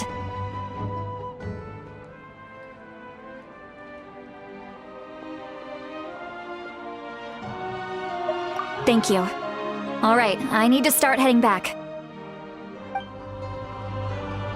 She left in a hurry. The situation must be really serious. Oh, looks like a lot of people are heading to the stadium. Let's see what's going on.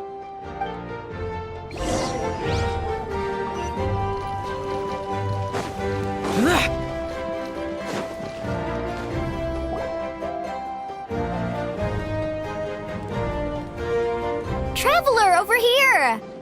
Oh, perfect. Our star Outlander has appeared. Oh, you're all here! But, what's with the whole Star Outlander thing? Just my way of saying how awesome you are. We've got a real emergency on our hands, so this is the perfect time for you to show off your skills. Alright, but can we get a quick rundown of the situation first? The Abyss suddenly attacked the Collective of Plenty, the Masters of the Nightwind, the Children of Echoes, and a number of our camps and outposts in the wild. Yes, and the attacks are increasing in frequency. The tribes have plenty of defenses, so they're safe for now, but I can't say the same for the adventurers and merchants stuck in the wild. Chaska and I have been searching for survivors and treating the wounded. We just got back, but we need to head out again soon. I plan on heading back to the Collective of Plenty, just in case my tribe needs me. What about you, Mualani? Where are you gonna go? I'll go help the Children of Echoes. They're the closest, so I can start fighting right away. What about you guys? We could go together.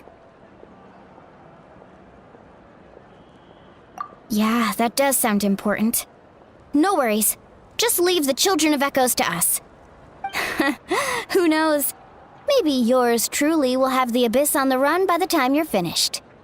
That would be pretty great, actually. I hope my tribe gets through okay. It'll be fine. Your tribe doesn't do all that bodybuilding for nothing. Let's part ways here for now. And most importantly, be careful, everyone. Oh, and some of us need to avoid getting contaminated by dangerous-looking substances. That will make my job a lot easier. Koichi, do we really have to do this now? It's alright. She's just looking out for everyone. Alright, let's hurry up and talk to the Pyro Archon so we can help the others.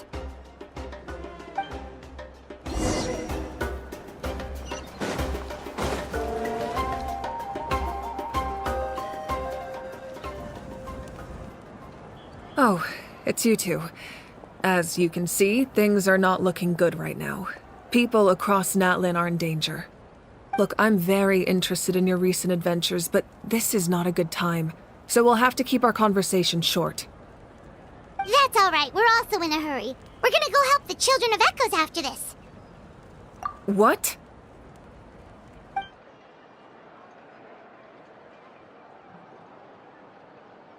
So he thinks my plan is too risky. He thinks I'm being stubborn.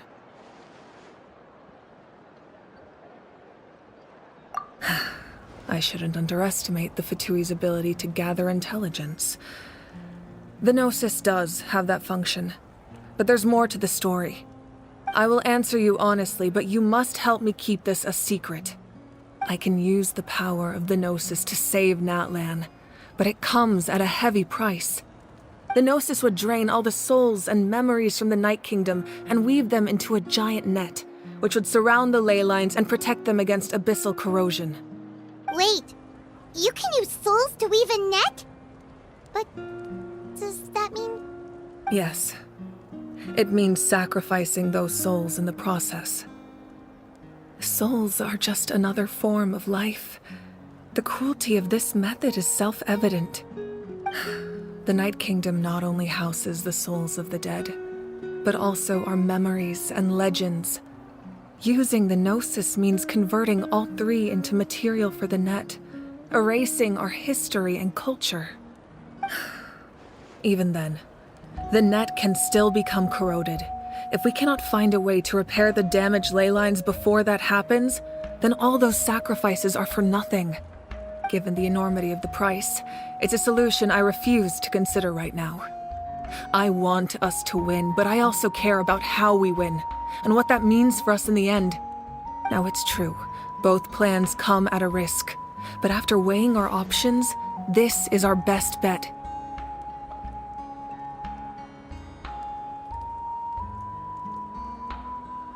Natlan is unique among the nations of Teyvat. Given the ever-looming threat of the Abyss, the Pyro Archons had to account for the worst-case scenario. Having a contingency plan is our duty, not just to the people of Natlan, but to all who live on this continent. Still, this has always been a well-kept secret. I'm very curious how the captain learned this information. Oh, one more thing? The captain said he found another way to solve the problem. Could be equally as extreme, though. Without the Gnosis, he should have no other option. But I see no reason for him to lie. Seems like our only path forward is to track him down, so he can answer that question for us.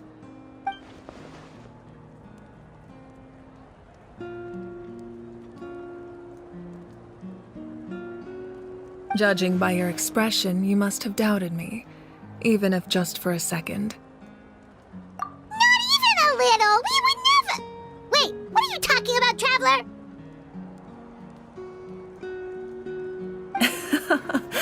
Just as expected. I appreciate your sincerity. Maybe it was out of caution, anxiety, or simple curiosity, but know this. No matter what, our goal remains the same. We both want to save the people of this land. So now that you have your answer, do you still doubt me? You scared Paimon. You've really got a lot of guts, Traveler. That's a good thing. Oh, and feel free to call me Mawika. It's what all my friends call me, and I like it that way. As for the captain, the intelligence officers we assigned to the Fatui should be back soon. We'll get our answer then. That's great! Sounds like we just have to wait a little longer.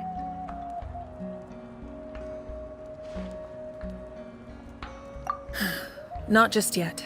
Even though the Abyss is attacking several locations at once, I'm confident the warriors stationed in those areas can handle it. Don't worry. I just need to finish coordinating our available manpower, then I'll take a small team to handle the difficult locations. Wait, you're going to fight in person? Didn't you give up your power? That's true. I'm far less powerful than a god in my current state. But don't forget, I was an experienced and powerful warrior before I ever became the Pyro Archon. No matter how you look at it, my duty is on the front lines.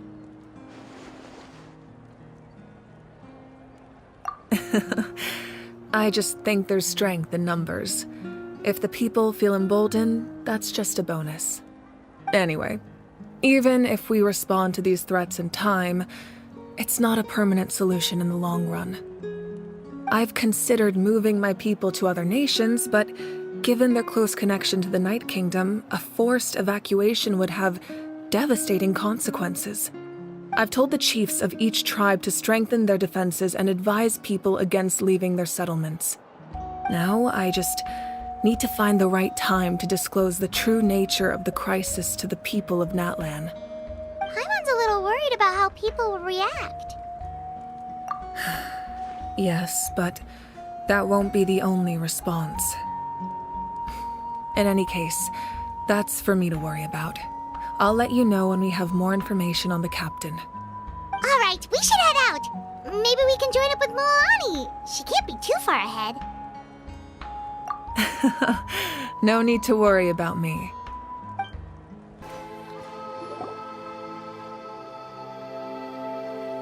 Quick, over here! To safety!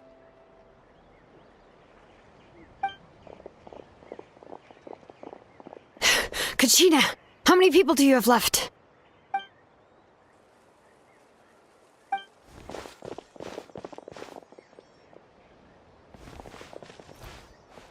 What's the situation? There's a trapped caravan that needs our help. We need to rescue them as soon as possible. We'll go together.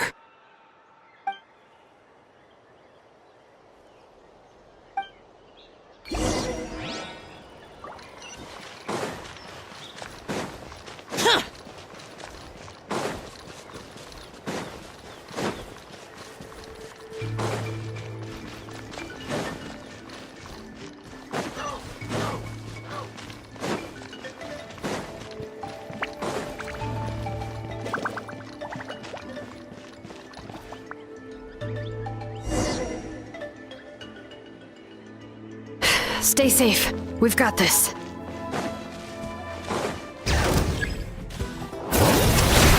Letting brave names echo!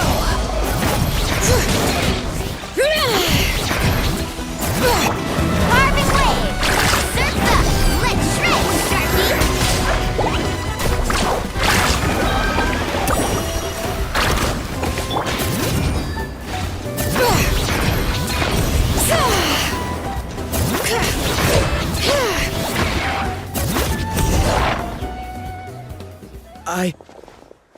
I really thought I was done for. I can't thank you enough. Don't worry about it. We're just glad you're okay. Let's see. Your goods look fine too. Guess the Abyss isn't after Mora. That should be the last abyssal pylon near the Children of Echoes.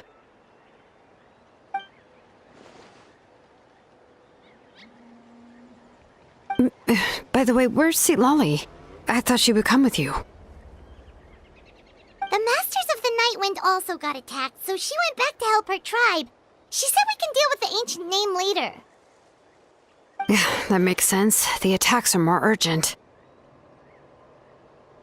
Alright, this isn't a good place to talk. Let's head back to the tribe.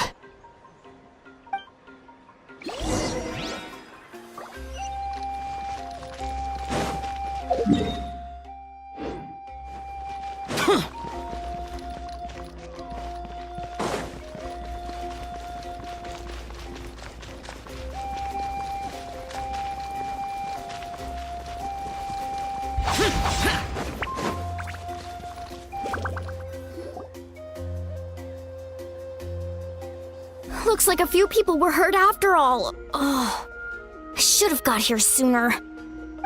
The Abyss threw a lot at us at once. I rushed out as soon as I heard the alarm, and there were already so many monsters. Before long, Kachina brought over a whole group of warriors, and just like that, we destroyed several pylons as a team.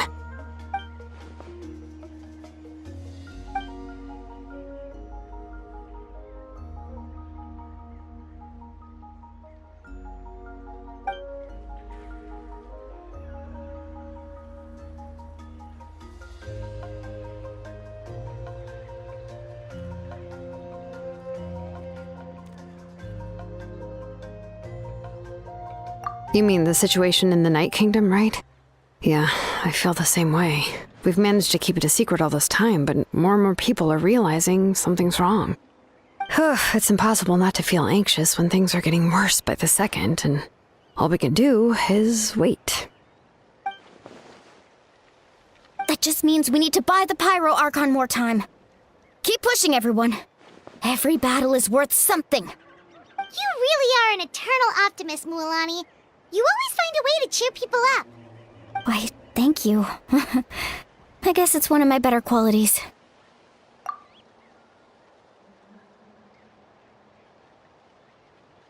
So, specifics aside, the Pyro Archon confirmed the Gnosis can resolve the crisis, but it comes at a huge price. And somehow the captain finds out about it, goes to fight the Pyro Archon, and calls her out for having a solution but refusing to use it. Honestly, if he has the same information as us, I can't really blame him.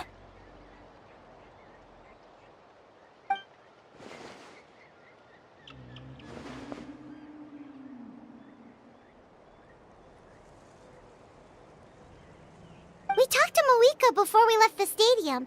According to her, the cost of the captain's plan is too high. And, well, it makes sense. If that was truly the better choice, she would have picked it. Yeah, I trust the Pyro Archon. When I was upset about Kachina's disappearance, she was really sincere and patient with me. Plus, she burned down all those precious mementos for Kachina. She's already proven how much she values even a single person's life.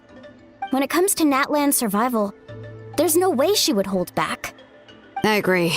Maybe the captain weighed the costs and came to his own conclusion, but I'm sure we have different priorities. Life is important, but so are history and memory. As the Archon, she can't tell us everything, but it seems like she wasn't holding anything back this time. The next question is, if the captain found a new way to save Natlan, how come the Pyro Archon has never heard of it?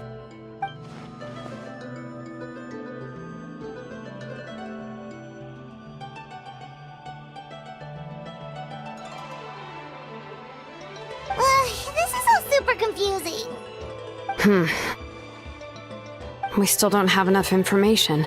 Once we figure out what the Fatui are doing, we'll have our answer. Let's head back then. Moika said her intelligence officers should return soon. With how many Fatui there are, someone's bound to give something away. Sounds good. I have a few theories of my own. With a bit more information, we just might get to the bottom of the whole thing.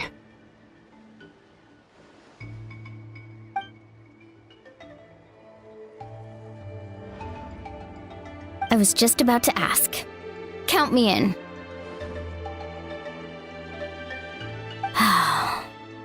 If I was just a bit faster, we could have prevented a few people from getting hurt. People who could help us in the next battle. It's all a chain reaction.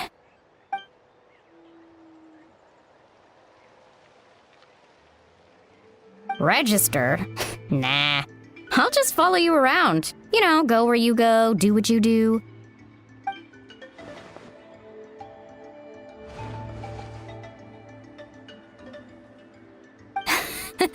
You got it. I just don't want to make the trip back. It's so far. All right. See you all later. Let's get together and celebrate once this is over. Oh, you betcha! Moika! Oh, Chatka and Koichi are here! Wait, are you okay, Koichi?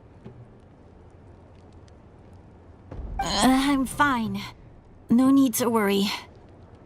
They ran into the Fatui while out on a mission and decided to follow them. The Fatui? Calm down and let me explain. Here's what happened.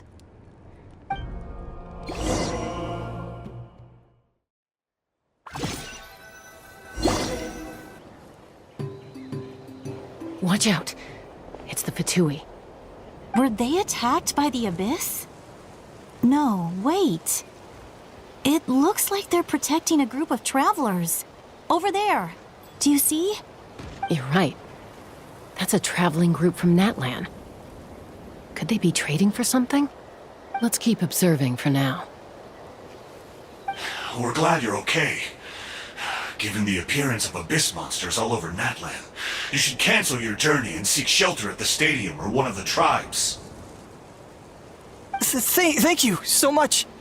I wish there was something we could give you. We don't expect anything in return. We were out on a mission and saw you being attacked. It was our decision to help. If you truly wish to repay the favor, you can keep this a secret. If anyone asks, just say you were saved by warriors from Natlan. Oh, okay. We can do that. But... We're not asking you to cover up our activities. We haven't done anything illegal. Our captain simply wishes to remain undisturbed. Nonetheless, the decision remains yours. If we wanted to keep you quiet, we would have employed a harsher method. Got it. We'll get going now. Did you hear that? They mentioned a captain. Isn't that who the Pyro Archon is looking for? Exactly. We could be onto something big. Still, there was no trade. They were just helping people in need. I didn't sense an ulterior motive. I didn't believe the captain when he said he wanted to save Natlan. But based on what we just saw, it's possible he was telling the truth. Maybe we've been wrong about the Fatui this whole time. It's too early to say. Let's follow them and see what's really going on.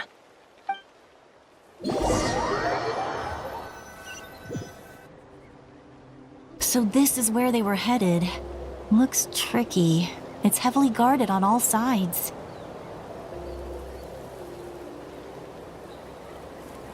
Koichi, wait for me here. I'll go in and check it out. Oh, no you don't. How are you planning to get through all the guards? Look, I can use this terrain to my advantage. With our tribe's special way of getting around, I doubt they'll see me coming. We still can't see anything on the inside. What if you can't find cover? You won't have anyone to watch your back if you go in alone. The more heavily guarded the location, the more valuable the secrets. Even if the captain isn't here, we can still figure out what the Fatui are planning. That intel is worth the risk. Fine. You're not gonna listen to me anyway, so let me come with you. That's even more risky. You've been running around saving people for days. You're already at your limit. I'm confident I can protect myself. I'm not sure you can say the same. At least right now. I can. You really believe that? Fine, don't believe me. But you can't honestly tell me infiltrating a heavily guarded Fatui hideout all on your own sounds more reasonable. You know, growing up, even if I insisted on doing something, it never gave you any trouble. I'm not sure you can say the same. All right. If we start arguing, this will never end. We can't let this opportunity go to waste. Guess that means I win. Don't worry, you're not the only capable young person from our tribe. I can handle this. All right, same plan as usual. We split up, communicate with hand signals, make sure our blind spots are covered, and support each other once we strike. Got your ropes? Yeah, let's go.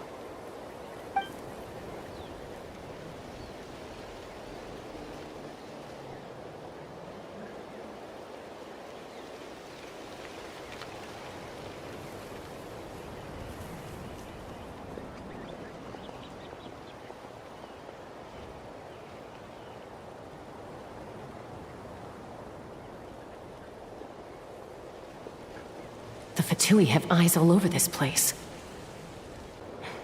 I should wait for Koichi's signal.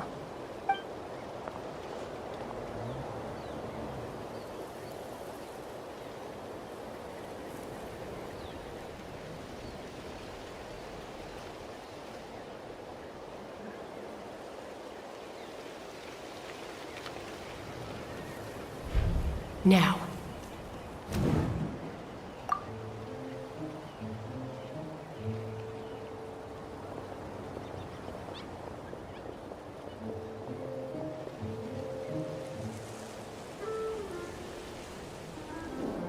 Not sure how many chances I'm gonna get. I need to act.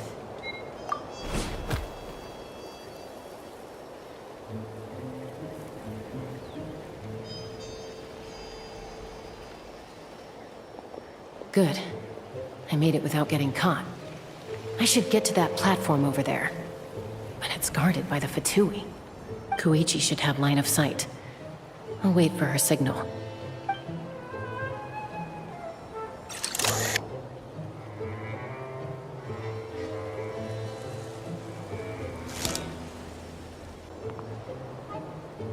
That's it. Now's my chance.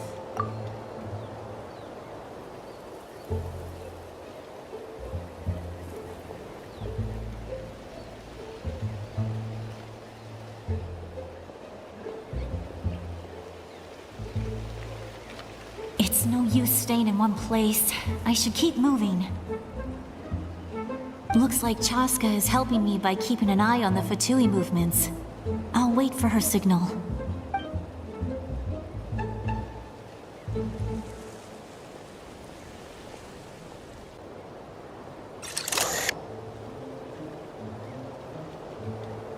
Time to move.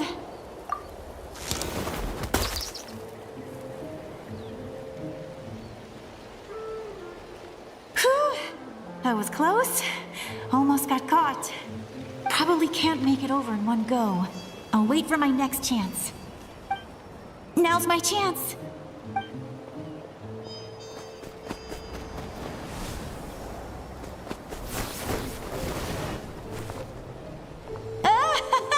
I made it! That'll show my sister. Let's see. The Fatui's occupying all the best locations. If we could just get past them somehow. Wait, I've got it!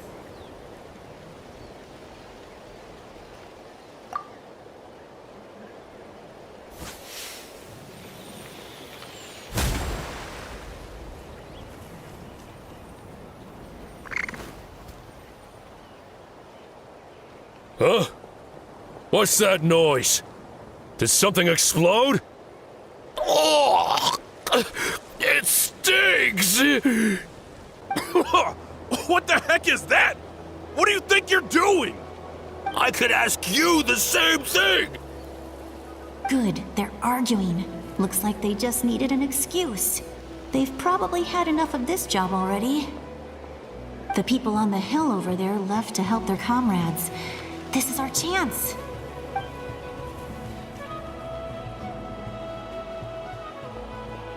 Come get me, Chaska. I hope she gets this hand signal. That's Koichi's signal. Smart idea.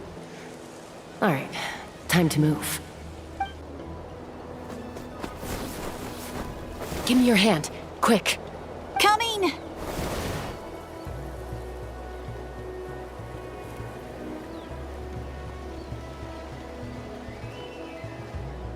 I checked, and this way is completely clear. It should lead us to the deepest part of this place.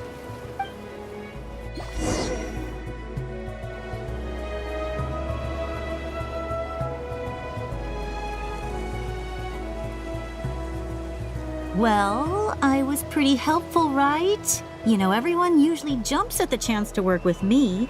Not my own sister, though. No, she avoids me like her life depends on it. I was wrong, Koichi. You've done well. Wait, you're just gonna admit it? Now I look like the mean one. Let's focus on the task at hand. We're in the heart of enemy territory. The more time we waste, the more dangerous this becomes. All right. If you're not gonna take the bait, then I'll drop it. Looks like the Fatui are here to dig something up.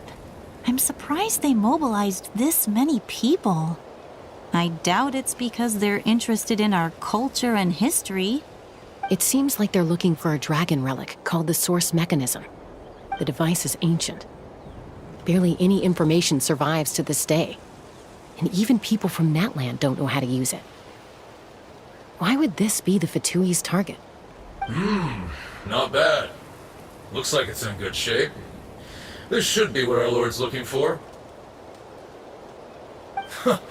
Took us long enough. Come on, let's get this thing back. Back? Back where? Should we keep following? You really want to keep going? Of course. We make a good team, don't you think? No reason to stop now. What was that sound? Uh-oh. We've been spotted. Time to go. Falling rock incoming! Watch out for your gadget! What? You'll regret that! After them!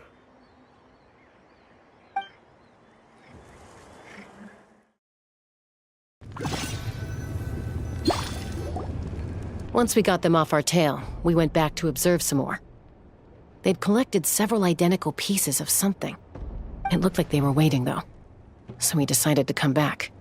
So, Koichi got injured trying to get them off your tail? She pushed herself too hard and collapsed on the way back to the stadium. Well, I didn't cause you any trouble while we were fighting, right? So my perfect record remains.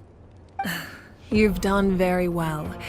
I could make a comment on knowing your limits, but it's not my place. I know. I'm already reflecting on my actions. So, our current intel suggests the Fatui is after the source mechanism. The device is a complete mystery, even to us. What does the captain want with it? I have no idea. But it's safe to assume the device could serve a similar purpose to the Gnosis.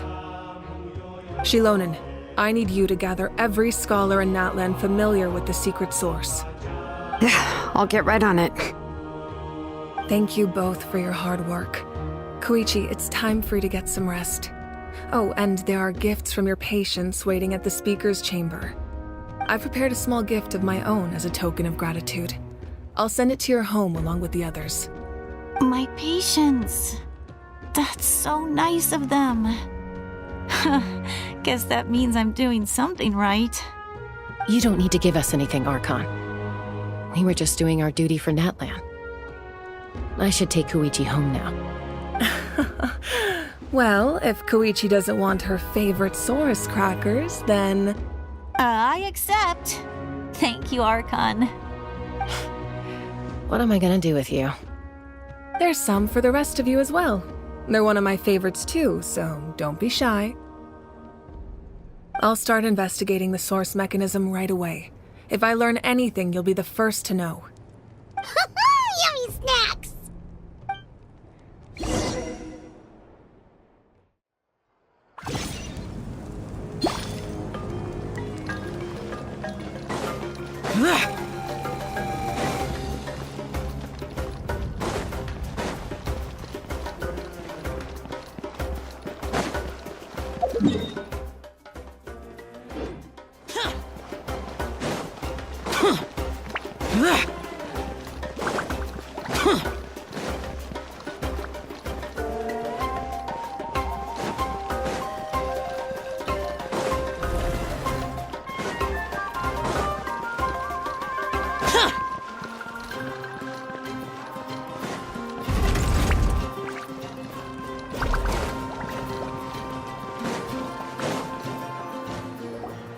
What's next for you two?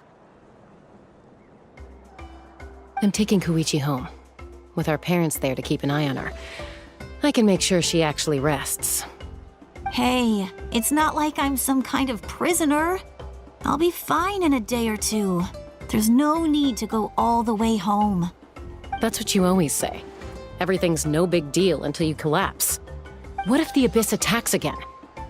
You're saying if I let you rest in a hotel, you're not gonna rush out the minute you hear the alarm? I won't. Triple promise I won't. Mm-hmm. Fine. On the off chance something like that were to happen, I might. But I'm a doctor. I have a duty to help people in need, no matter how hard or tiring the work gets. I guess you're right. But I don't have to like it. This reminds Paimon of when we first met! Except you were the one trying to stop Chaska from doing something dangerous. I'd do the same for anyone trying to put their life in danger. As a doctor, I don't want people to get hurt because of a rash decision. Then try to see things from my perspective. You clearly want to protect your patients. So can't you understand why your own sister would feel the same way about you? The two of you are the same, you know? I disagree. I understand the risks and costs of my decisions. Who wants to be like her? Overconfident, always making excuses when things go wrong. That's just not true. You think I don't have proof? Okay, don't get into another fight. Just pretend Paimon never said anything. Don't worry, Paimon. You didn't do anything wrong. Arguing is just how we communicate. Neither of us really takes it to heart. Plus, I guess we are similar in some ways. Maybe I rush into things without thinking, but I learned that from her. We're family. I can't help it if my older sister is a bad influence. Okay, you don't have to put it that way. So, you're all good now?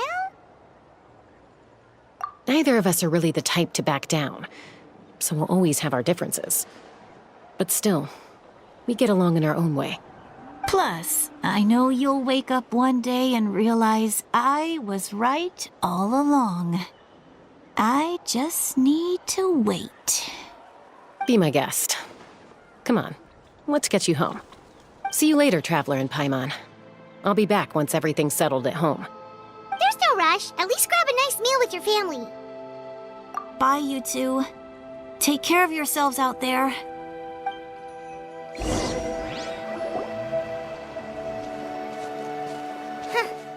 Those two will probably make up for real at some point, right?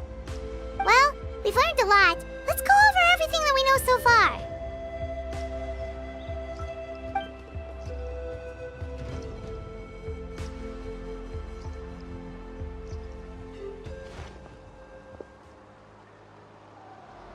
Ahem. Sorry for popping up out of nowhere. Again. Why do you look so awkward? Oh, is there something you need from us? Okay, I won't beat around the bush. Oh, and I'm sorry for interrupting your rest. I'll treat you to some charcoal grilled steak to make up for it. Awesome! Just give us your orders! Hey, friends don't order each other around. I'm just here to share some news. Remember what we talked about before parting ways? Oh yeah, you mentioned how Auroron has always wanted to save Natlan, and something about his soul being fragmented. Paimon and the Traveler discussed it after you left, and we think Auroron is probably back with the captain. What do you think? I agree with your hypothesis. And just now, I confirmed it myself. Auroron came back. He helped the Masters of the Nightwind defend our camp. What? He came back?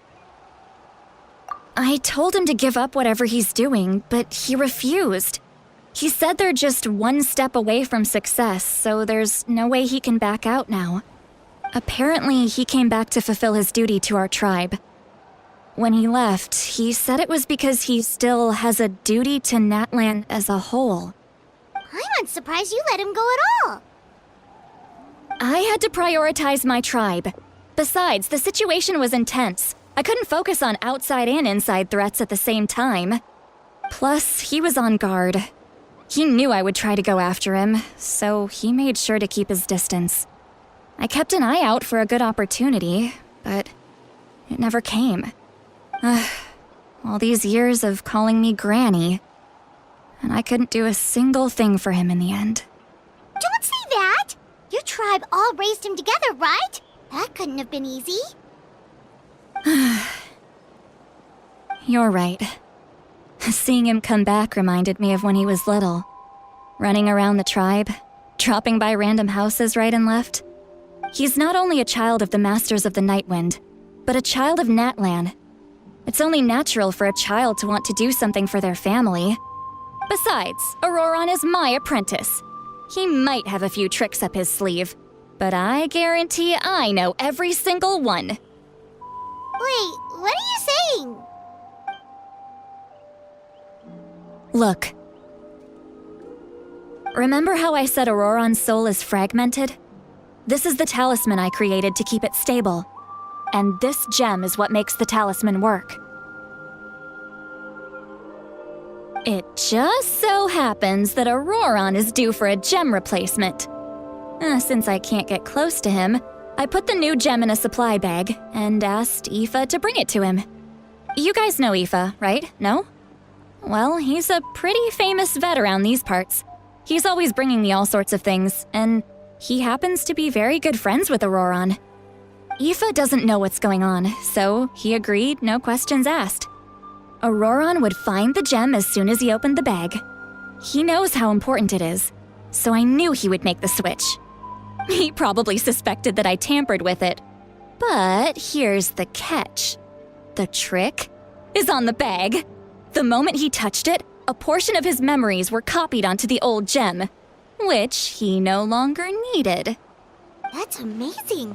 You can do something like that? Most people can't, but I can. That trick he used to bring you to the Night Kingdom isn't anything special, by the way. My technique is much more subtle. He won't notice anything.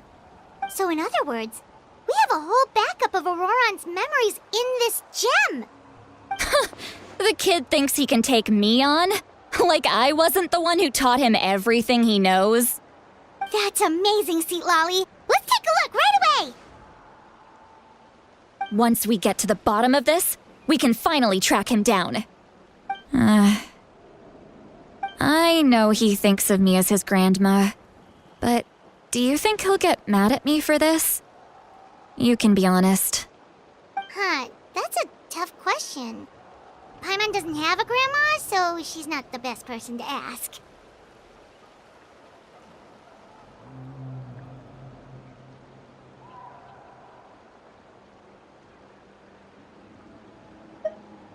To be honest, I've always doubted my ability to look after him. I didn't stop the ceremony all those years ago, and now I'm useless again. But if I stop here, it will haunt me until I'm 500 years old. Every night I'll wake up in a fit of anger. I don't scare that easy. Still, if I back away from this and something happens to Auroron, I would never forgive myself. I need to look at his memory. Even if he resents me, refuses to see me, or runs away for good, I don't care, and I won't blame him. A family does whatever it takes to protect their own. You sure you'll be okay? We can come with you if you want. Did you just say you'll come with me? Is that okay? We have a pretty good reason to see it too, don't we? Because, right, we need leads on the Fatui. You really mean it? Fine, you can come. Just promise me you'll see this through. No backing out. Got it? Don't worry, we're professional adventurers. Then I place my trust in your professionalism. All right, time to sneak into someone else's memory and engage in some, unwanted spying. You heard it here first. I wouldn't be doing this if I had any other choice. Are you ready?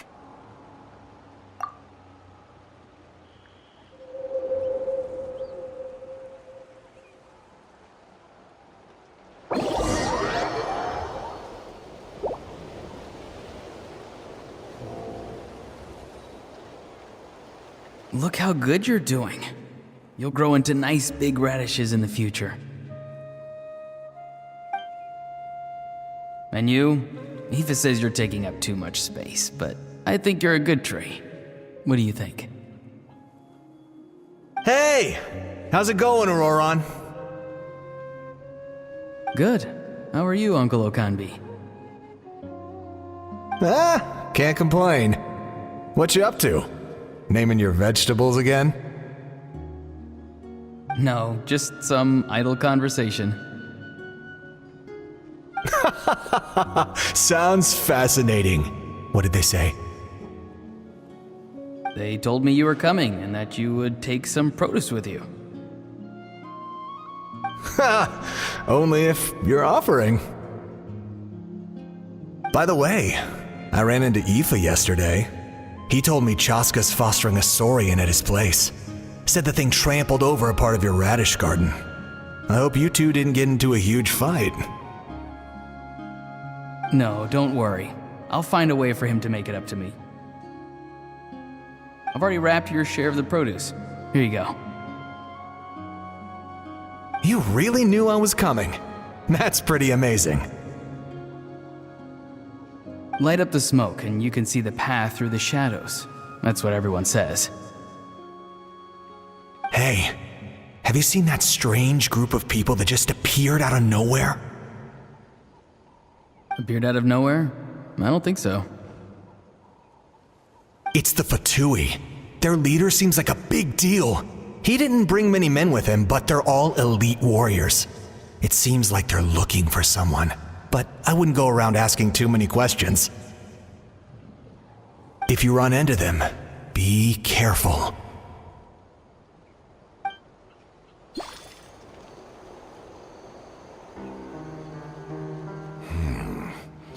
You're from the Masters of the Nightwind, are you not? Why do you live here alone? I enjoy living by myself out in the wild. I guess you're from the Fatui, the one everyone's calling a big deal. Not an inaccurate description. I'm looking for someone who may be known to you. Citlali is her name. Granny? What does an Outlander want with her? I've heard the name. You have business with her?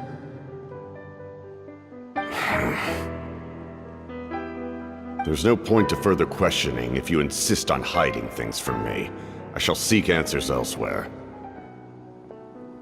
Oh, he could tell I was lying, and now he's leaving? He gave up just like that? Hey! At least tell me why you're looking for Citlali. It's none of your concern. I have my own means of tracking her down. Why are the Fatui looking for her? What does she have to do with them? I can't just let them go like this. I have to figure out what they're planning.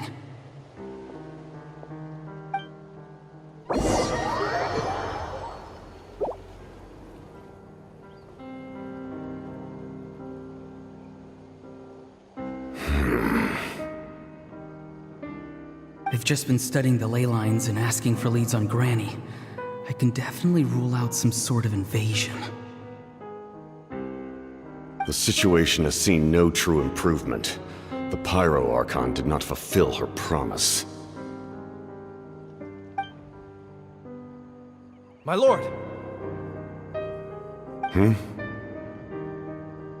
Ignore him. He is no threat. He knows I'm following him, but he doesn't seem to care. He's strong, I can tell. But there's something unusual about him and also familiar in some way. I can't describe it.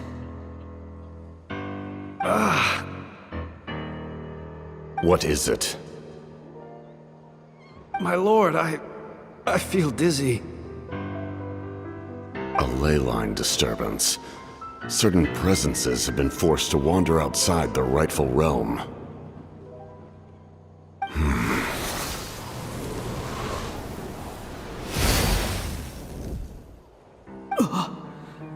That was a spell from the Masters of the Nightwind.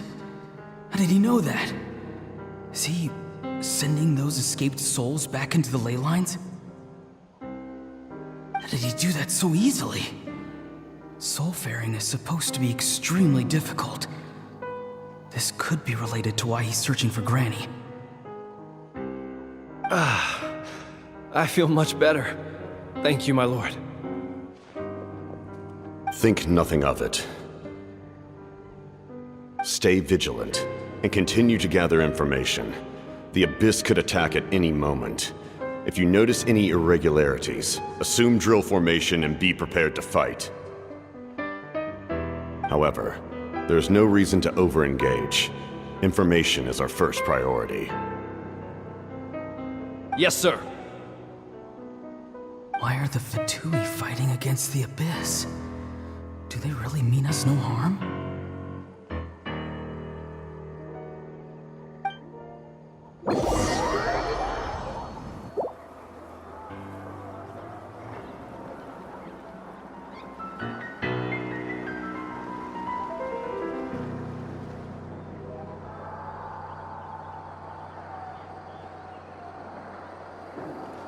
I've been following him this whole time and still they ignore me? Do they really not care? It seems like his subordinates referred to him as the captain. Never heard of him before. And now he's headed to the stadium. That's unusual. Oh, what is he gonna do? You two, with me. Everyone else, wait here as instructed. Send word to the other teams to retreat immediately if this fails. Yes, sir. He's going inside? But the Pyro Archon is in there. What does he want with her? Forgive me, my lord. Allow me to check one more time. Do you truly wish to do this? The time for idle observation is over. It now falls on me to act. This nation is out of time. Yes, sir.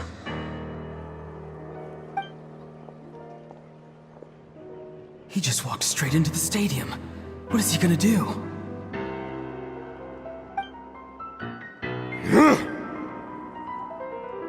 They're both incredibly strong. How long will they have to fight until someone comes out on top?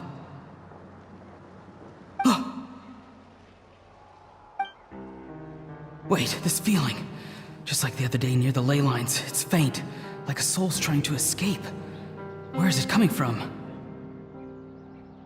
Is that why he's looking for Granny? If he dies here, then all clues will be lost. I can't let that happen.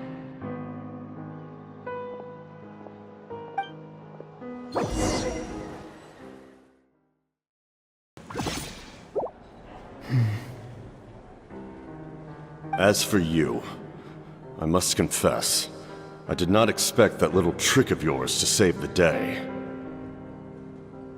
No matter how dense the fog, as long as the sun remains, we cannot turn day into night. She could have dispelled it. She simply chose not to. You don't have much time, and you're injured on top of that. What do you plan to do next? I'm beginning to see just how useful you may turn out to be. You heard something from here, didn't you?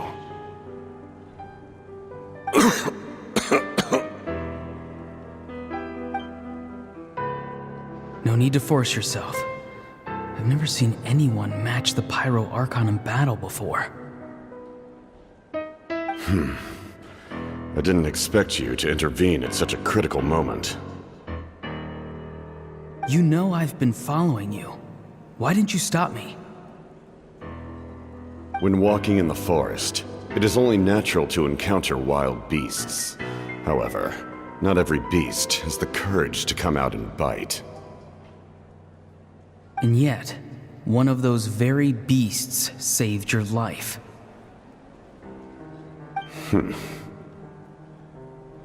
Then speak. What do you want? I didn't save you because I wanted something. My soul is more perceptive than others. I can sense that the ley lines are extremely weak. I don't know what the Pyro Archon is planning.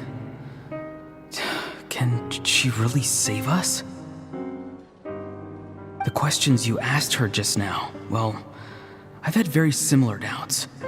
So I felt like I had to help you.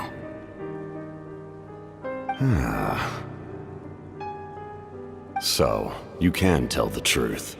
That was quite a reckless decision to make. I'm not sure you realize that. There's no turning back for me now. What I did back there is going to get me in a lot of trouble. You attacked the Pyro Archon in broad daylight, and I used my spell to save you. A single glance was likely all it took for her to recognize my tribe. So, we're in the same boat. Seem to care little for my thoughts on the matter. It's too late for that. Start from the beginning. Why are you looking for Citlali? Do you know her? Explain your relation to her first. I know you two are acquainted. It was obvious the moment I mentioned her name. Citlali is my elder and my teacher. She taught me everything I know. It's my duty to protect her. If you truly wish to protect her, you should have let me perish at the Pyro Archon's hand. I want to do something to change Natlan for the better. Something I can accomplish with my own two hands. You're stranger than anyone I've ever met. But maybe, just maybe, you can show me the way. Strange? Citlali is said to be the legendary Granny Eastly, someone capable of communicating with the Wyab, and the Wyab are the key to information on the Night Kingdom. Why do you need knowledge on the Night Kingdom? That is not something you need to know. Don't forget, I saved your life. Do you not believe the Fatui capable of betraying a debt? People can lie, but souls cannot. I can tell there's a weight to your soul, a sense of justice. You may not live among your tribe, but you certainly know their tricks. I apologize for my rash judgment. You are more capable than I imagined. Let's go. We'll see if you have what it takes to join my plan.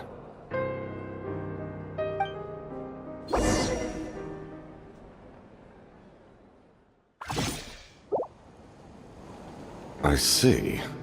Interesting approach. Worth trying, I think.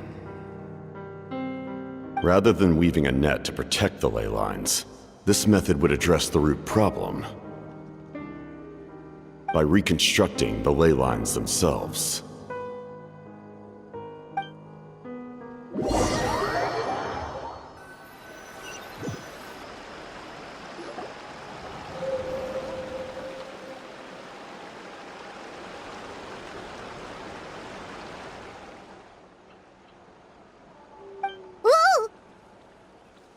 Traveler, Paimon. Are you two all right? Paimon's fine, just, a little dizzy. Of course. I'm so mad at him. After everything, he still can't let go of the past. For some reason, he thinks he owes something to the people who cared for him.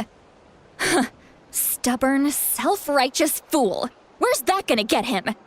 Now that he's all grown up, he thinks no one can tell him what to do? He thinks he can just run away whenever he wants. I'll show him. If he tries to run one more time, he's got another thing coming. Maybe stubbornness runs in the family. Like grandmother, like grandson, as they say. Is that supposed to be a compliment? Huh, that kid's got nothing on me. Anyway, back to what we just saw. I don't even know what to make of it. Yeah, the captain seriously wants to reconstruct the ley lines? What does that even mean? Something like the loom of fate, maybe? But how does that help with the abyss? The loom of fate? Oh, it's kind of hard to explain. Basically, it's a device from Conrio that has unbelievable power. Anyway, if he really wants to manipulate the ley lines, everyone in Natlan will be affected. Oh, this is big.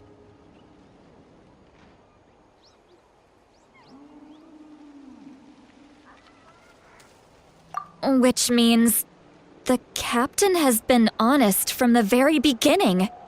Auroron's memory proves that. Why is he so obsessed with saving Natlan? Oh, we've got to tell Moika about this right away. Yes, she needs to know about this. Now.